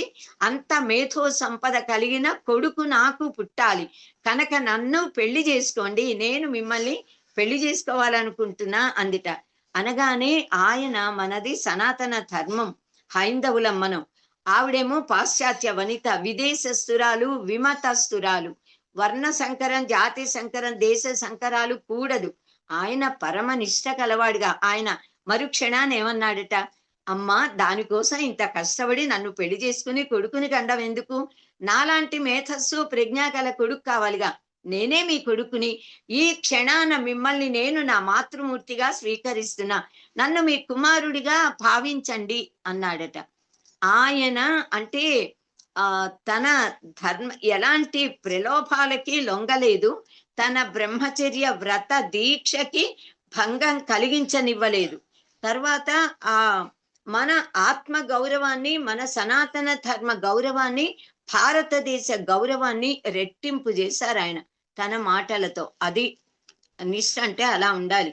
సో ఇప్పుడు ధర్మం అంటే ఏమిటి అని అడిగితే, పుణ్యకార్యాలు చేయడం ధర్మం, పాపకార్యాలు చేయడం పాపము అని చెప్పుకున్నాం కదా, అధర్మం అని. ధర్మాచరణ వల్ల పుణ్యం, అధర్మ సద్గతులు స్వర్గము. అధర్మాచరణ వల్ల పాపము, బాధలు, కష్టాలు, నరకము కదా. సో మనం ఇవి గుర్తుపెట్టుకుని మనం చరించాలి అని శాస్త్రాలు చెప్తున్నాయి. భారతంలో ఒక పద్యం, ఒరులేయవి అనరించిన నరవర అప్రియము తన మనంబునకగు ఇతరుల కవి సేయకునికి పరాయణము పరమధర్మ పథములకెల్లన్. ఇతరులు ఏం చేస్తే మనకి ఆనందం కలుగుతుందో మనం ఇతరులకు అవి చెయ్యాలి. వేరే వాళ్ళు మనకి ఏం చేస్తే మనం బాధపడతామో అవి మనం ఇతరులకి చెయ్యకూడదు. అదే మనం పాటించవలసిన ధర్మం అని చెప్పారు. యతో ధర్మస్తతో కృష్ణ, యతో కృష్ణస్తతో జయం అన్నారు. ధర్మము ఎక్కడుందో అక్కడ దైవము ఉంటుంది. శ్రీకృష్ణుడు ఉన్నాడు అంటే దైవము. ఎక్కడ దేవుడు ఉంటాడో, దైవం ఉంటుందో అక్కడ విజయం ఉంటుంది. శ్రీకృష్ణ పరమాత్మ పాండవుల పక్షంలో ఉన్నాడు, పాండవులకి విజయం లభించింది. అది. సో మనం ఈ ధర్మము అనేది మనకి యుగ ధర్మాలు అని కూడా ఉంటాయి. శాశ్వతమైన ధర్మాలు అన్ని యుగాలలోనూ పాటించవలసిందే. కృతయుగంలో అయినా, త్రేతాయుగంలో, ద్వాపర యుగంలో, కలియుగంలో, అన్ని యుగాలలో కూడా శాశ్వత ధర్మాలు ఎప్పుడూ ధర్మాలే. కొన్ని యుగ ధర్మాన్ని బట్టి మారవచ్చు, మారుతూ ఉండే ధర్మాలు ఏ యుగంలో అయినా ఉంటాయి. అయితే ఏ యుగంలో ధర్మాలు ఎలా పాటించాలి అన్న దానిని మహర్షులు వ్రాసారు. ఆ మహర్షులు రాసిన అనేకమైన ధర్మశాస్త్ర గ్రంథాలు, స్మృతి గ్రంథాలు అనేవి ఉన్నాయి. ఏది ఎప్పుడు మనం పాటించాలో దాన్ని ఆ కాలంలో అప్పుడు పాటించాలి, పాటించేవారు అన్నమాట. అయితే మను మహర్షి రాసిన మను ధర్మ శాస్త్రం అది నిజానికి కృతయుగంలో వ్రాయబడింది, కృతయుగ మానవుల కోసం. కానీ అది 4 యుగాల వారికి, నేటికి కలియుగంలో కూడా మనందరికీ ఆచరణీయ, ఆదరణీయ, యోగ్యంగానే ఉంది అది. సో కృతేతు మానవ ధర్మం త్రేతాయం గౌతమాం స్మృతం ద్వాపరే శంఖ లిఖితాః కలవు పారాశర స్మృతాః అని అంటారు. కృతయుగంలో మను మహర్షి చెప్పిన ధర్మాలు అంటే మను ధర్మ శాస్త్రం, త్రేతాయుగంలో గౌతమ ధర్మ శాస్త్రం గౌతమ మహర్షి చేత రచించబడింది. అందులో చెప్పిన ధర్మాలు పాటించేవారు. అలా ద్వాపర యుగంలో శంఖుడు లిఖితుడు అనే 2 అన్నదమ్ములు. వారు ఎంత పరమ ధార్మికులు అని అంటే, ఒకసారి ఇద్దరికి ఆ కాలంలో అందరికీ పంటలు పొలాలు, పాడి పంట, మానవుల కంటే ఎక్కువగా గో సంపద, గోవులు ఉండేవి కదా. ఒక పళ్ళ తోట ఉందన్నమాట. శంఖుడు అన్న, తమ్ముడు లిఖితుడు. అన్న ఒకసారి పొరుగురు ఏదో పని మీద వెళ్లాల్సి వచ్చి తమ్ముడితో, ఒరే తమ్ముడా, నువ్వు నా పొలం నీ పొలాన్ని కూడా ఇవాళకి చూసుకో, ఈ పొలానికి అదే చెట్లన్నీ కూడా, ఆ చెట్ల కూడా వృక్ష శాస్త్రంలో పరమ అద్భుతంగా ఏ ఏ వృక్షాలకి, మొక్కలకి, లతలకి, తీగలకి ఔషధ గుణం కలిగిన హెర్బ్స్ అని అంటాము, ఔషధులు, వాటికి ఏ ఏ రోజులలో ఏ గ్రహ నక్షత్రాలు ఉన్నప్పుడు, ఏ సమయంలో, రాత్రిపూట పగలుపూట ఎప్పుడు ఎలా వాటి రక్షణ వహించాలో శాస్త్రంలో ఉంది, వేదాల్లో ఉంది, వృక్ష శాస్త్రంలో ఉంది. ఎలాంటి పాదులు దేనికి ఎంత పాదు తీయాలి, ఏ ఎరువులు వేయాలి, నీళ్లు ఎప్పుడెప్పుడు ఏ సమయంలో ఎంత పొయ్యాలి, వేటికి ఆకులు కొమ్మల మీద వెయ్యాలి, వేటికి మూలంలో వెయ్యాలి, ఒక్క కొబ్బరి చెట్లకి రాళ్ళ ఉప్పు వేస్తాము, ఇలా ఏవో నియమాలు.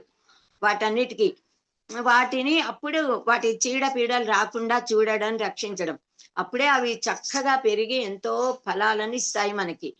అయితే తమ్ముడిని చూసుకోమని అన్న వెళ్ళిపోయాడు. ఈ తమ్ముడు తన పొలం, అన్న పొలంలో ఉన్న చెట్లు అన్ని జాగ్రత్తగా చూస్తుంటూ ఉంటే మధ్యాహ్నం అయిపోయింది, తనకు ఆకలిస్తోంది, అన్న రాలేదు. అన్నయ్య వచ్చేస్తే అప్పటిప్పుడు ఇంటికి వెళ్ళి భోజనం చేసేవాడు. ఇంకా మధ్యాహ్న సమయం దాటిపోయింది, అన్నగారు రాల. ఆకలిస్తోంది. ఆకలి తట్టుకోవడం ఎవరికైనా కష్టమే, పొద్దు నుంచి పని చేస్తున్నాడు.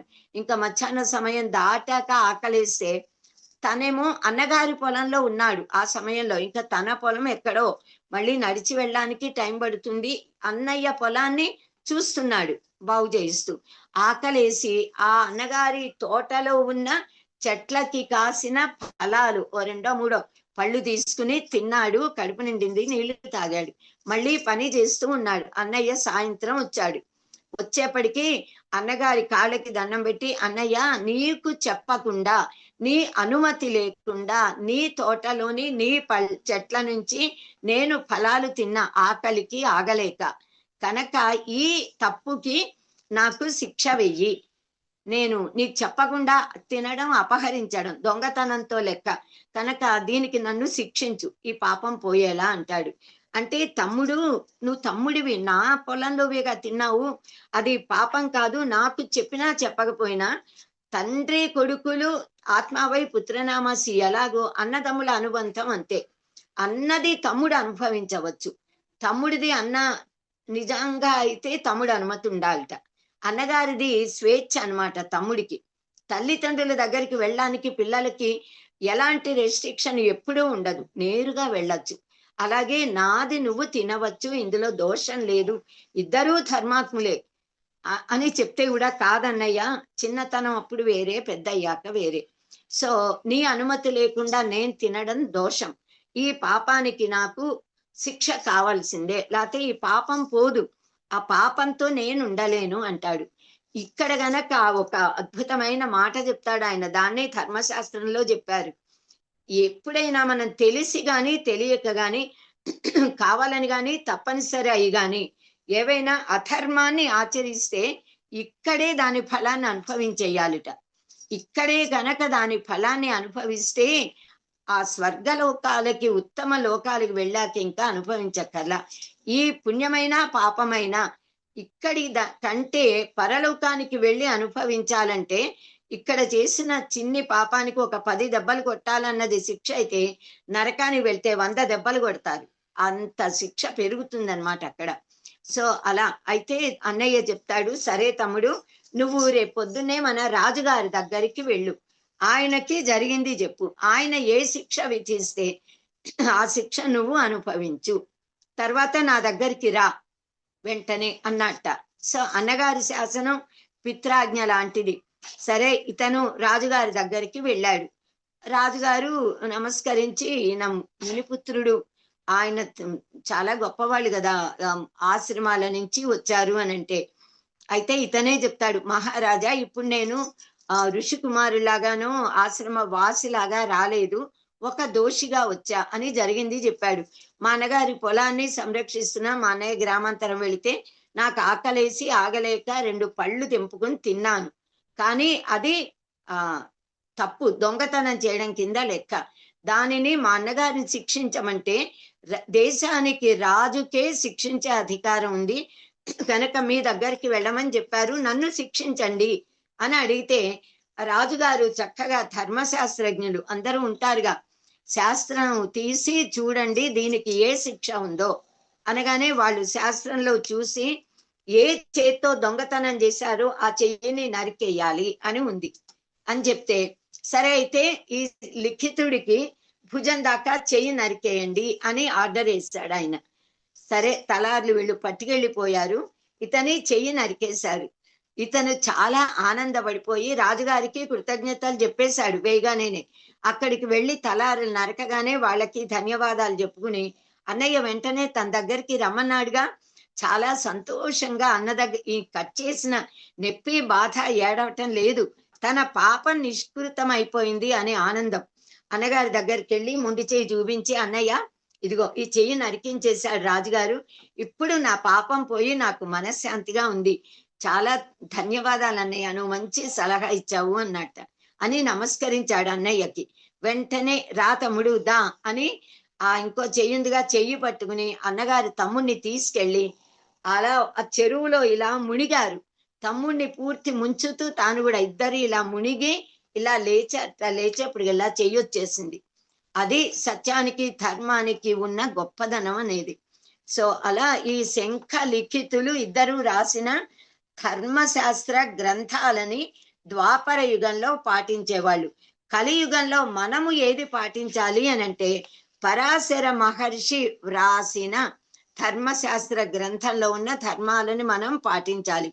పారాశరక అనంటే పరాశర మహర్షి రచించినది అని అవచ్చు, పరాశర మహర్షి కుమారుడైన వ్యాస భగవానులు. వ్యాస భగవానులు కూడా ధర్మశాస్త్రం రాశారు. వ్యాస లిఖిత ధర్మశాస్త్రం ఉంది కనుక దానిని కూడా మనం పాటించవచ్చు. ఇంకా యుగ ధర్మాలు అనేవి ఉన్నాయి మనకి. భాగవతంలో 12వ స్కంధంలో యుగ ధర్మాల గురించి సుఖ మహర్షి పరీక్షిత్ మహారాజుకు వివరించి చెప్తారు.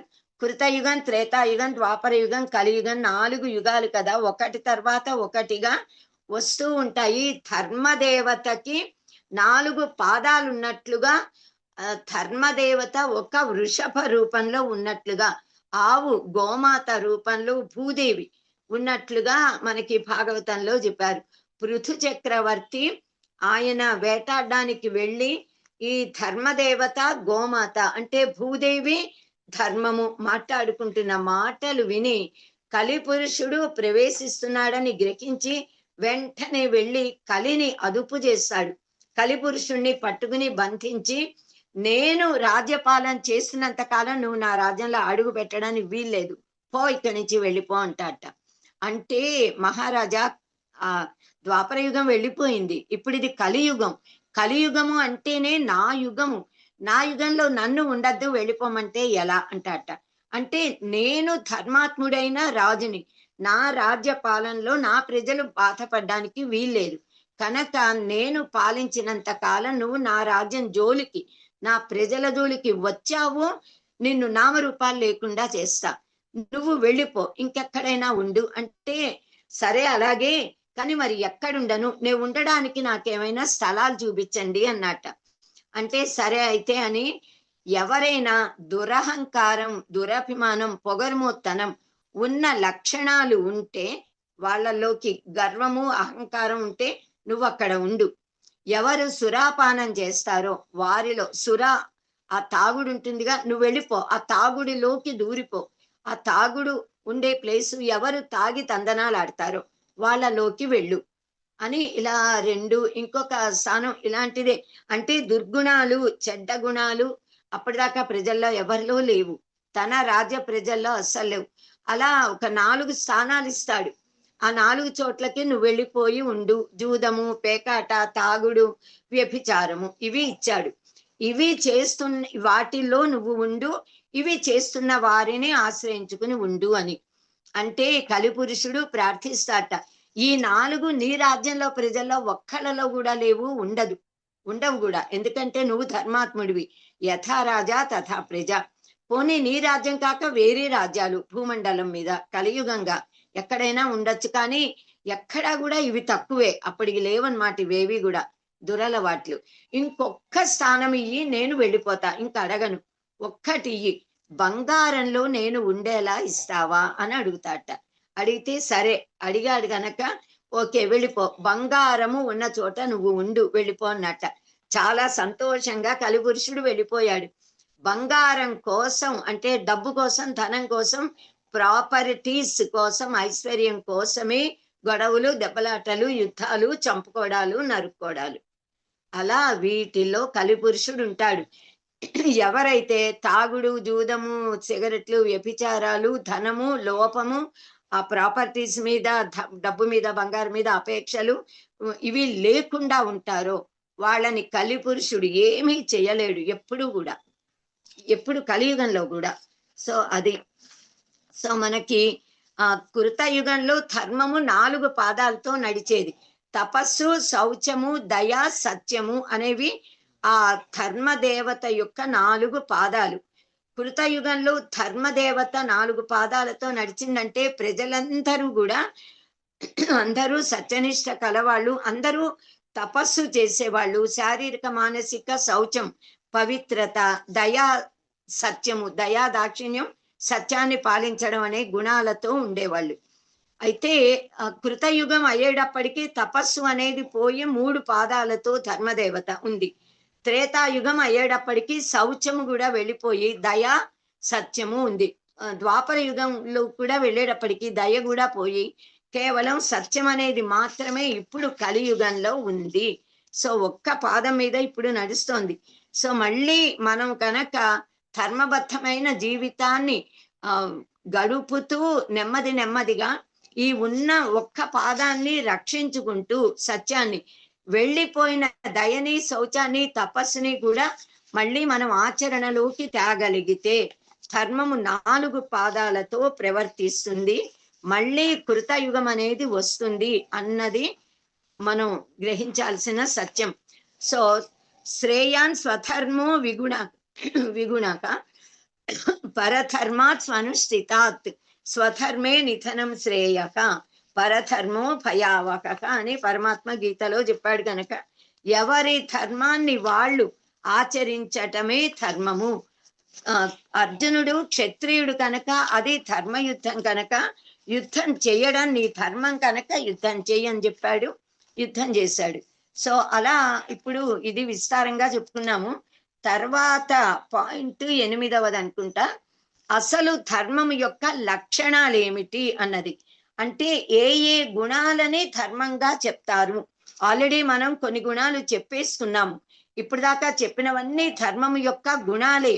ఈ సత్యం, ధర్మం, సమత, ప్రేమ, అహింస, దయ, జాలి, నీతి, శౌచము, తపస్సు ఇవన్నీ కూడా. అయినా ఇంకా అహింస పరమో ధర్మక అన్నారు. అలాగే అంటే శారీరకంగా మానసికంగా ఎవరిని హింసించకుండా ఉండటమే ధర్మము.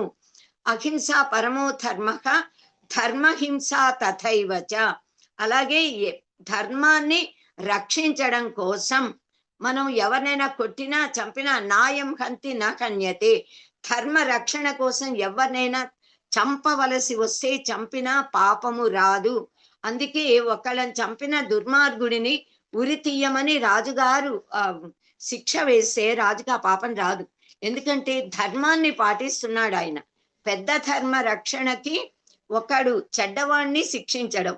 కనుక ధర్మానికి ఉన్న అనేక లక్షణాలలో కొన్ని చెప్పుకున్నాము. ఇంకా ఒక 10 లక్షణాలున్న మనుధర్మ శాస్త్రంలోని ఒక శ్లోకం, ఆ శ్లోకాన్ని అందులో ఉన్న పదాలని వివరించి చెప్పుకుందాము ధర్మాన్ని గురించిన అవగాహన కలగడానికి. ధృతి క్షమ దమోస్తేయం శౌచం ఇంద్రియ నిగ్రహక హ్రీర్విద్యా సత్యం అక్రోధక ఏతత్ ధర్మస్య లక్షణం. మనుధర్మ శాస్త్రంలోని శ్లోకం ఇది. ధృతి క్షమ దమము అస్తేయము శౌచము ఇంద్రియ నిగ్రహము హ్రీహి అంటే లజ్జ సిగ్గుపడటము విద్య సత్యం అక్రోధం అనే ఈ 10 కూడా ధర్మం యొక్క లక్షణాలు.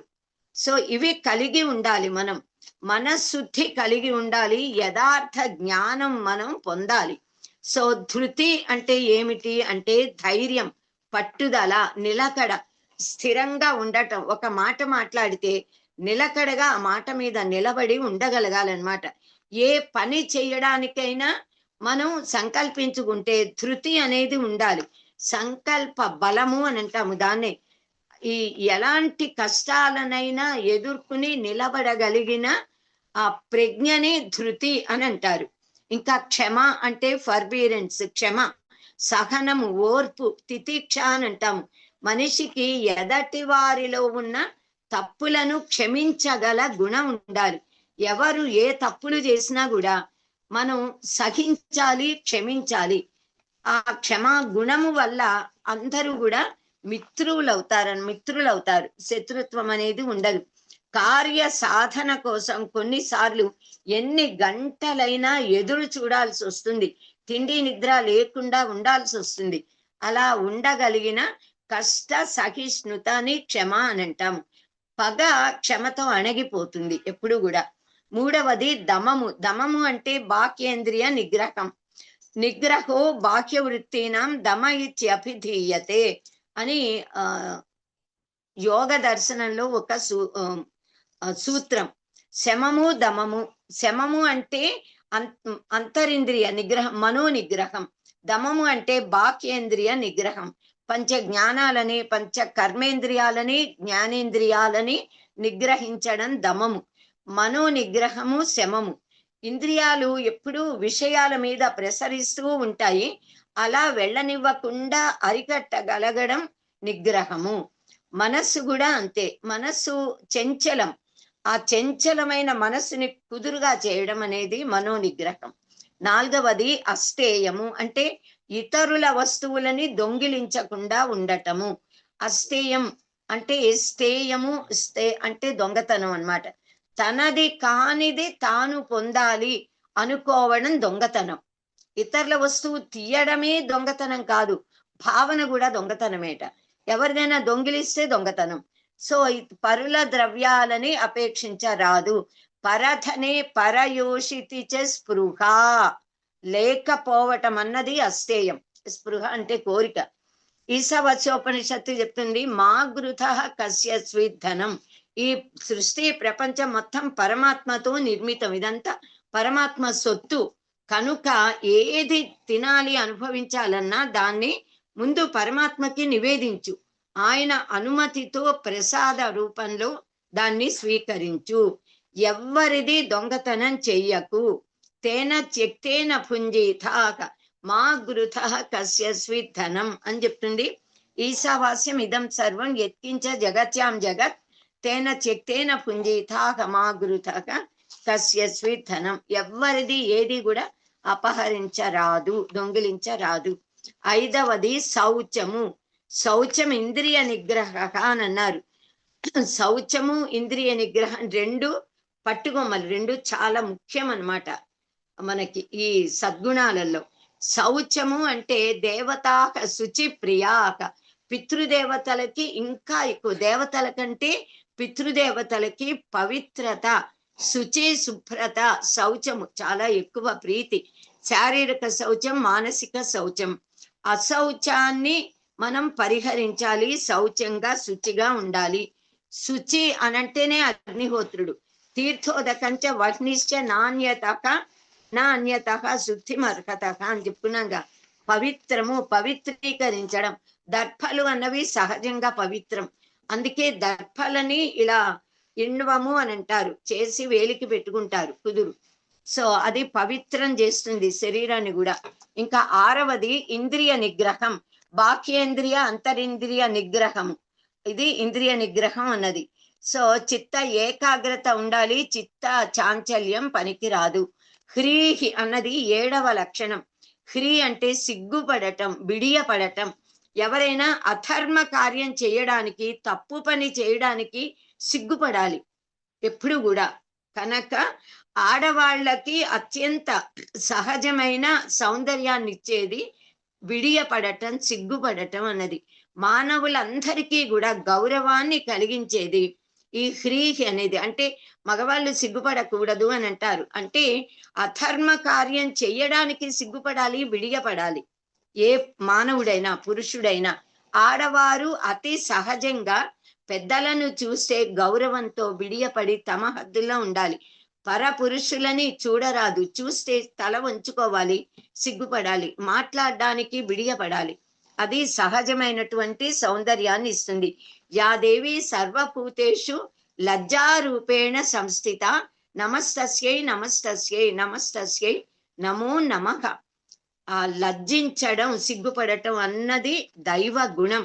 కనుక ఆ ధర్మ అంటే ఉత్తమమైన స్త్రీ యొక్క సహజ స్వభావము ఈ లజ్జ అనేది. శ్రియాదేయం, హ్రియాదేయం, భియాదేయం, సంవిదాదేయం అని చెప్తోంది తైత్రీయ ఉపనిషత్తు. శ్రియా సిగ్గుపడుతూ దానం ఇవ్వాలిట. అయ్యో నేను ఇంత కొంచెమే ఇవ్వగలుగుతున్నా, వాళ్ళకి ఎంత కావాలో అంతా ఇవ్వలేకపోతున్నా అని సిగ్గుపడాలట. అది లజ్జించడం, సిగ్గుపడటం అని అంటే. ఇంకా 8వ గుణము విద్య. విద్య అంటే చదువు, విద్య అంటే తెలివి, జ్ఞానము. సకల కళలను, శాస్త్రాలను అధ్యయనం చేయడం విద్య. విద్ అంటే టు ఆబ్టైన్, విద్ టు నో, వేత్తి తెలుసుకోవడం విద్య. జ్ఞానార్జన విద్య. అసలైన జ్ఞానము ఏది అంటే బ్రహ్మ జ్ఞానమే అసలైన జ్ఞానం. సదసద్ వివేకమే జ్ఞానము. ఏది సత్తు, ఏది అసత్తు, ఏది మంచి, ఏది చెడు, ఏది పుణ్యం, ఏది పాపం, దాన్ని గుర్తించగలగాలి. అది సదసద్ వివేకం ఉండాలి. అది విద్య వల్ల కలిగే ప్రయోజనం. విద్యా దదాతి వినయం, వినయాద్యాతి పాత్రతం, పాత్రత్వా ధనమాప్నోతి, ధన ధర్మం తత సుఖం. విద్య వినయాన్ని ఇవ్వాలి. వినయముని ఇవ్వని విద్య వృథా అన్నమాట. వినయము వల్ల పాత్రత, అర్హత కలుగుతుంది. అర్హత వల్ల ఉద్యోగం వస్తుంది, ధనం వస్తుంది, అన్నింటినీ కూడా పొందగలుగుతారు.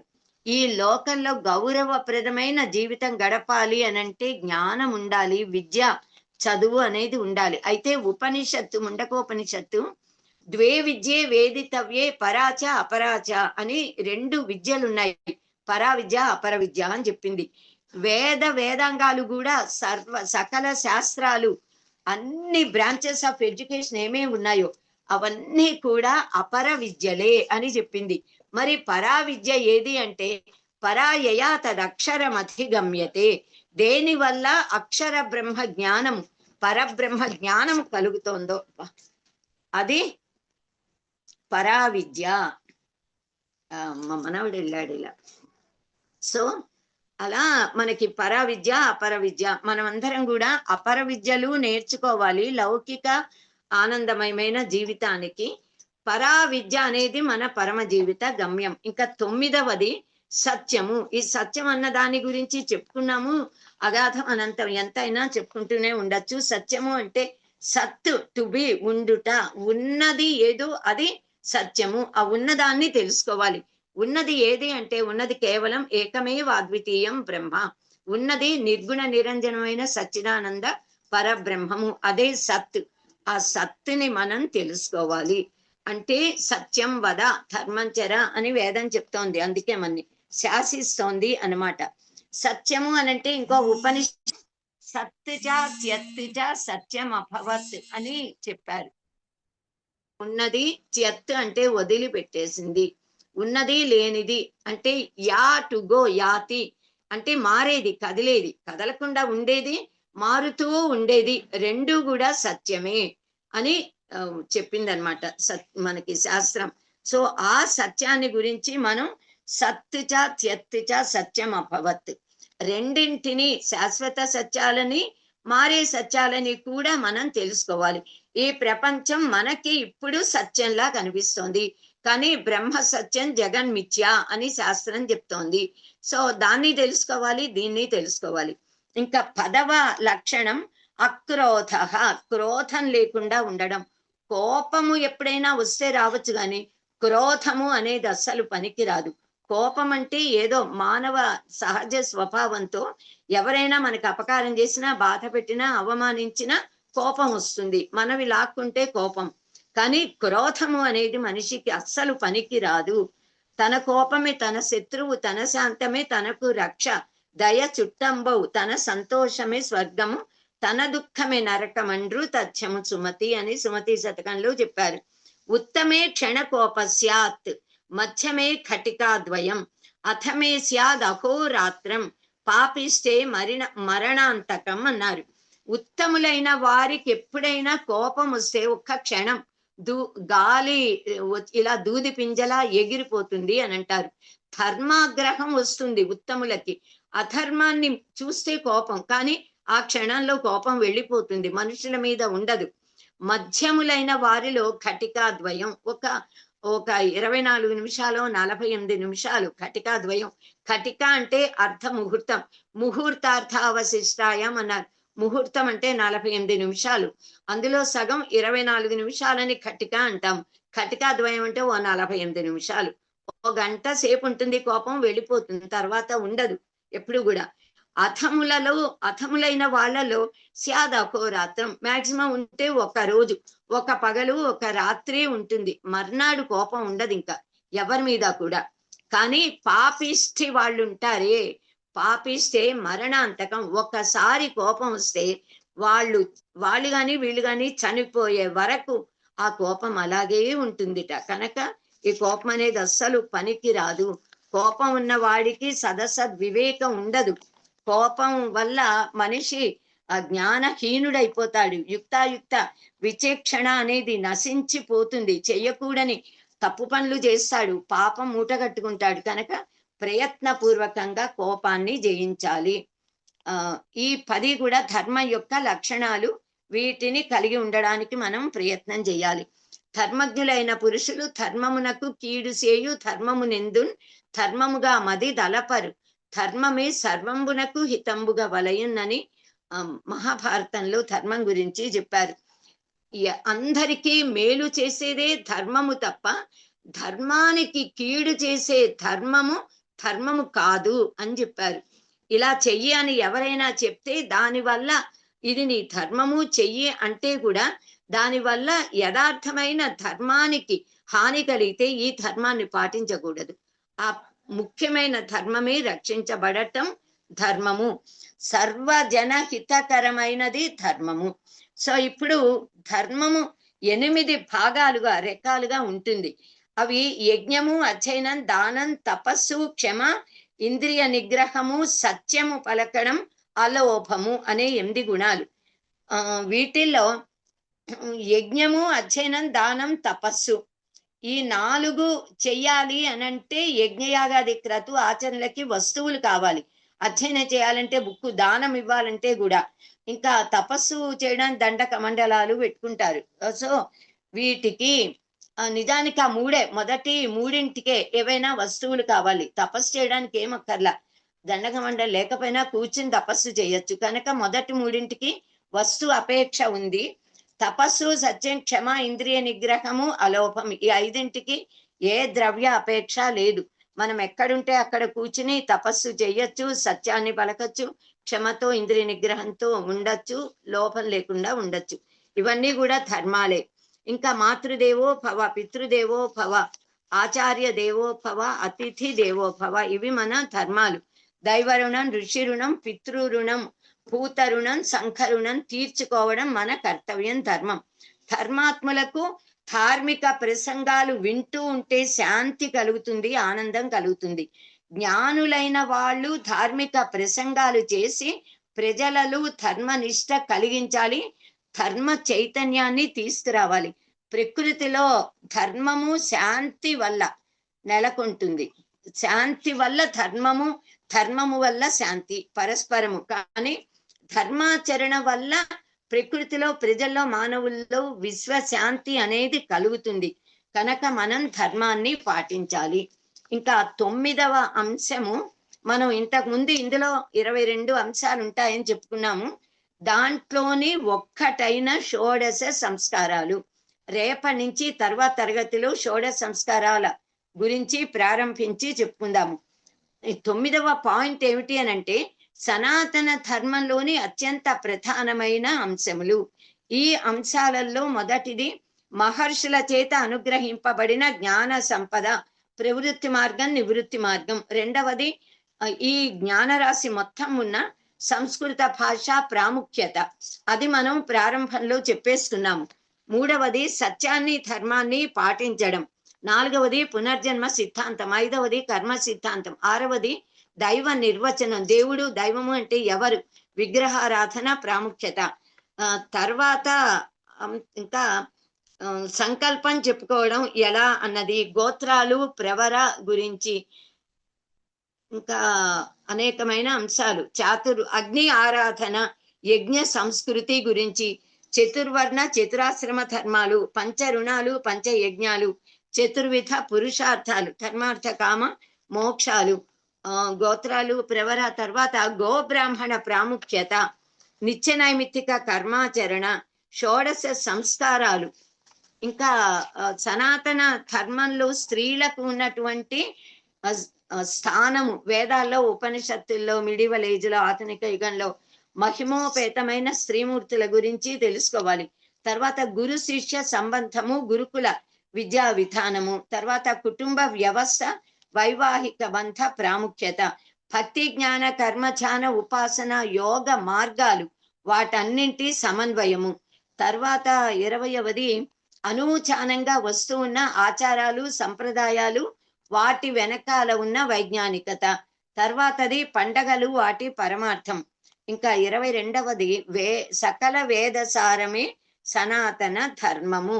సో ఈ 27 + 8, 22 + 8, 30 అంశాలు వచ్చాయి మనకి. 30 అంశాల్లో 8 చెప్పుకున్నాము. 9వ దాంట్లోని 22లో ఇప్పుడు మనం షోడశ సంస్కారములు అన్న దానిని గురించి చెప్పుకుంటాము. స్వస్తి.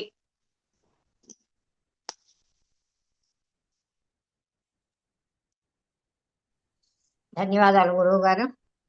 ఎవరికైనా ఏమైనా సందేహాలు ఉంటే అడగచ్చు.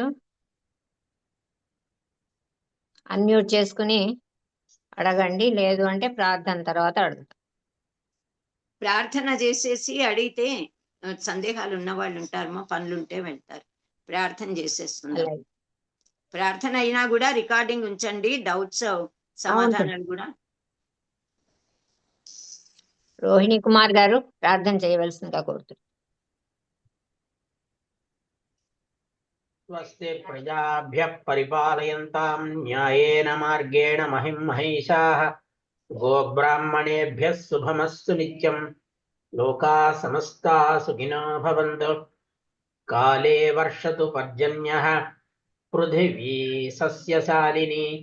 దేశోऽयं క్షోభరహితో బ్రాహ్మణాः సంతు నిర్భయాः. అపుత్రా పుత్రిణः సంతు పుత్రిణः సంతు పౌత్రిణः. అథవా సధనాः సంతు జీవంతు శరదాం శతం. సత్యం వద ధర్మం చర స్వాధ్యాయాన్ మా ప్రమదః. సర్వే భవంతు సుఖినః सर्वे सन्तु निरामय सर्वे भद्राणि पश्यन्तु मा कच्छचित् दुःखभाग् ॐ शान्तिः शान्तिः शान्तिः ॐ पूर्णमदः पूर्णमिदं पूर्णात् पूर्णमुदच्यते पूर्णस्य पूर्णमादाय पूर्णमेवावशिष्यते ॐ शान्तिः शान्तिः शान्तिः सर्वे जना सुखिनो भवन्तु स्वस्ति ధన్యవాదాలు రోణి కుమార్ గారు. నమస్కారం మల్లికార్జున గారు, జనగణమన పాడతారా అండి? లేదు అంటే వెంకటనారాయణ గారు కానీ నేను కానీ చేస్తాను. వెంకటనారాయణ గారు ఉన్నారా?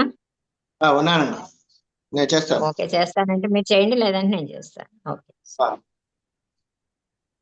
जनगणमन अधिनायक जय हे भारत भाग्य विधाता पंजाब सिंधु गुजरात मराठा द्राविड उत्कल वंगा विंध्य हिमाचल यमुना गंगा उच्चल जलधि तरंगा तव शुभ नामे जागे तव शुभाशिष मांगे गाहे तव जय गाथा जनगण मंगलदायक जय हे भारत भाग्य विधाता जय हे जय हे जय हे जय जय जय जय हे जय हिंद.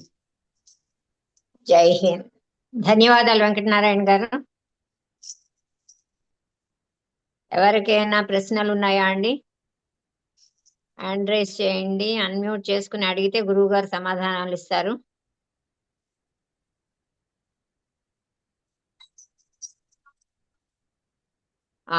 వెంకటేశ్వర్లు గారు, మీరు అన్మ్యూట్ చేసుకోండి. రైట్ అండి. హలో, అడగండి, మీ ప్రశ్న అడగండి సార్. నమస్కారం అండి. నమస్కారం. ఇవాళ మీ సనాతన ధర్మం మీద మీ ఉపన్యాసం చాలా బాగుందండి. ముఖ్యంగా ధర్మాల్లో ఎన్ని రకాలు ఉన్నాయని, ఆత్మధర్మం అన్న పదం ఎప్పుడు వినలేదండి నేను. చాలా ఇంట్రెస్టింగ్ అనిపించింది. ఆ ప్రతి దానికి విశ్లేషించి దానికి చిన్న చిన్న కేస్ స్టడీస్, చిన్న స్టోరీస్ చెప్పి చాలా ఉపయోగపడింది. లాస్ట్ 1.5 hours నుంచి మీరు కూడా మా మంచినీళ్ళు కూడా తాకుండా గుక్క తిప్పకుండా చెప్పారు. మేము కూడా కదలకుండా కూర్చుని విన్నామండి. మంత్రముగ్ధులం అయిపోయాం. చాలా బాగుంది. Thank you very much. Right అండి, థ్యాంక్ యూ. సంతోషం అండి, శుభం. ఇంకా ఎవరికైనా ఉన్నాయండి? క్వశ్చన్స్ అడగడానికి కూడా వాళ్ళు ఆలోచించుకుంటున్నారు. ప్రశ్నలు ఉన్నా కానీ అదే. చాలా చాలా చాలా పాయింట్స్ మీరు కవర్ చేశారు.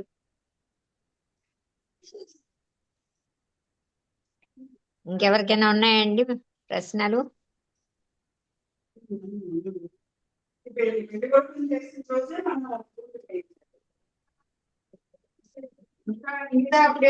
హ్యాండ్ రైజ్ చేస్తే తెలుస్తుందండి. అన్మ్యూట్ చేసుకోండి, హ్యాండ్ రైజ్ చేసి.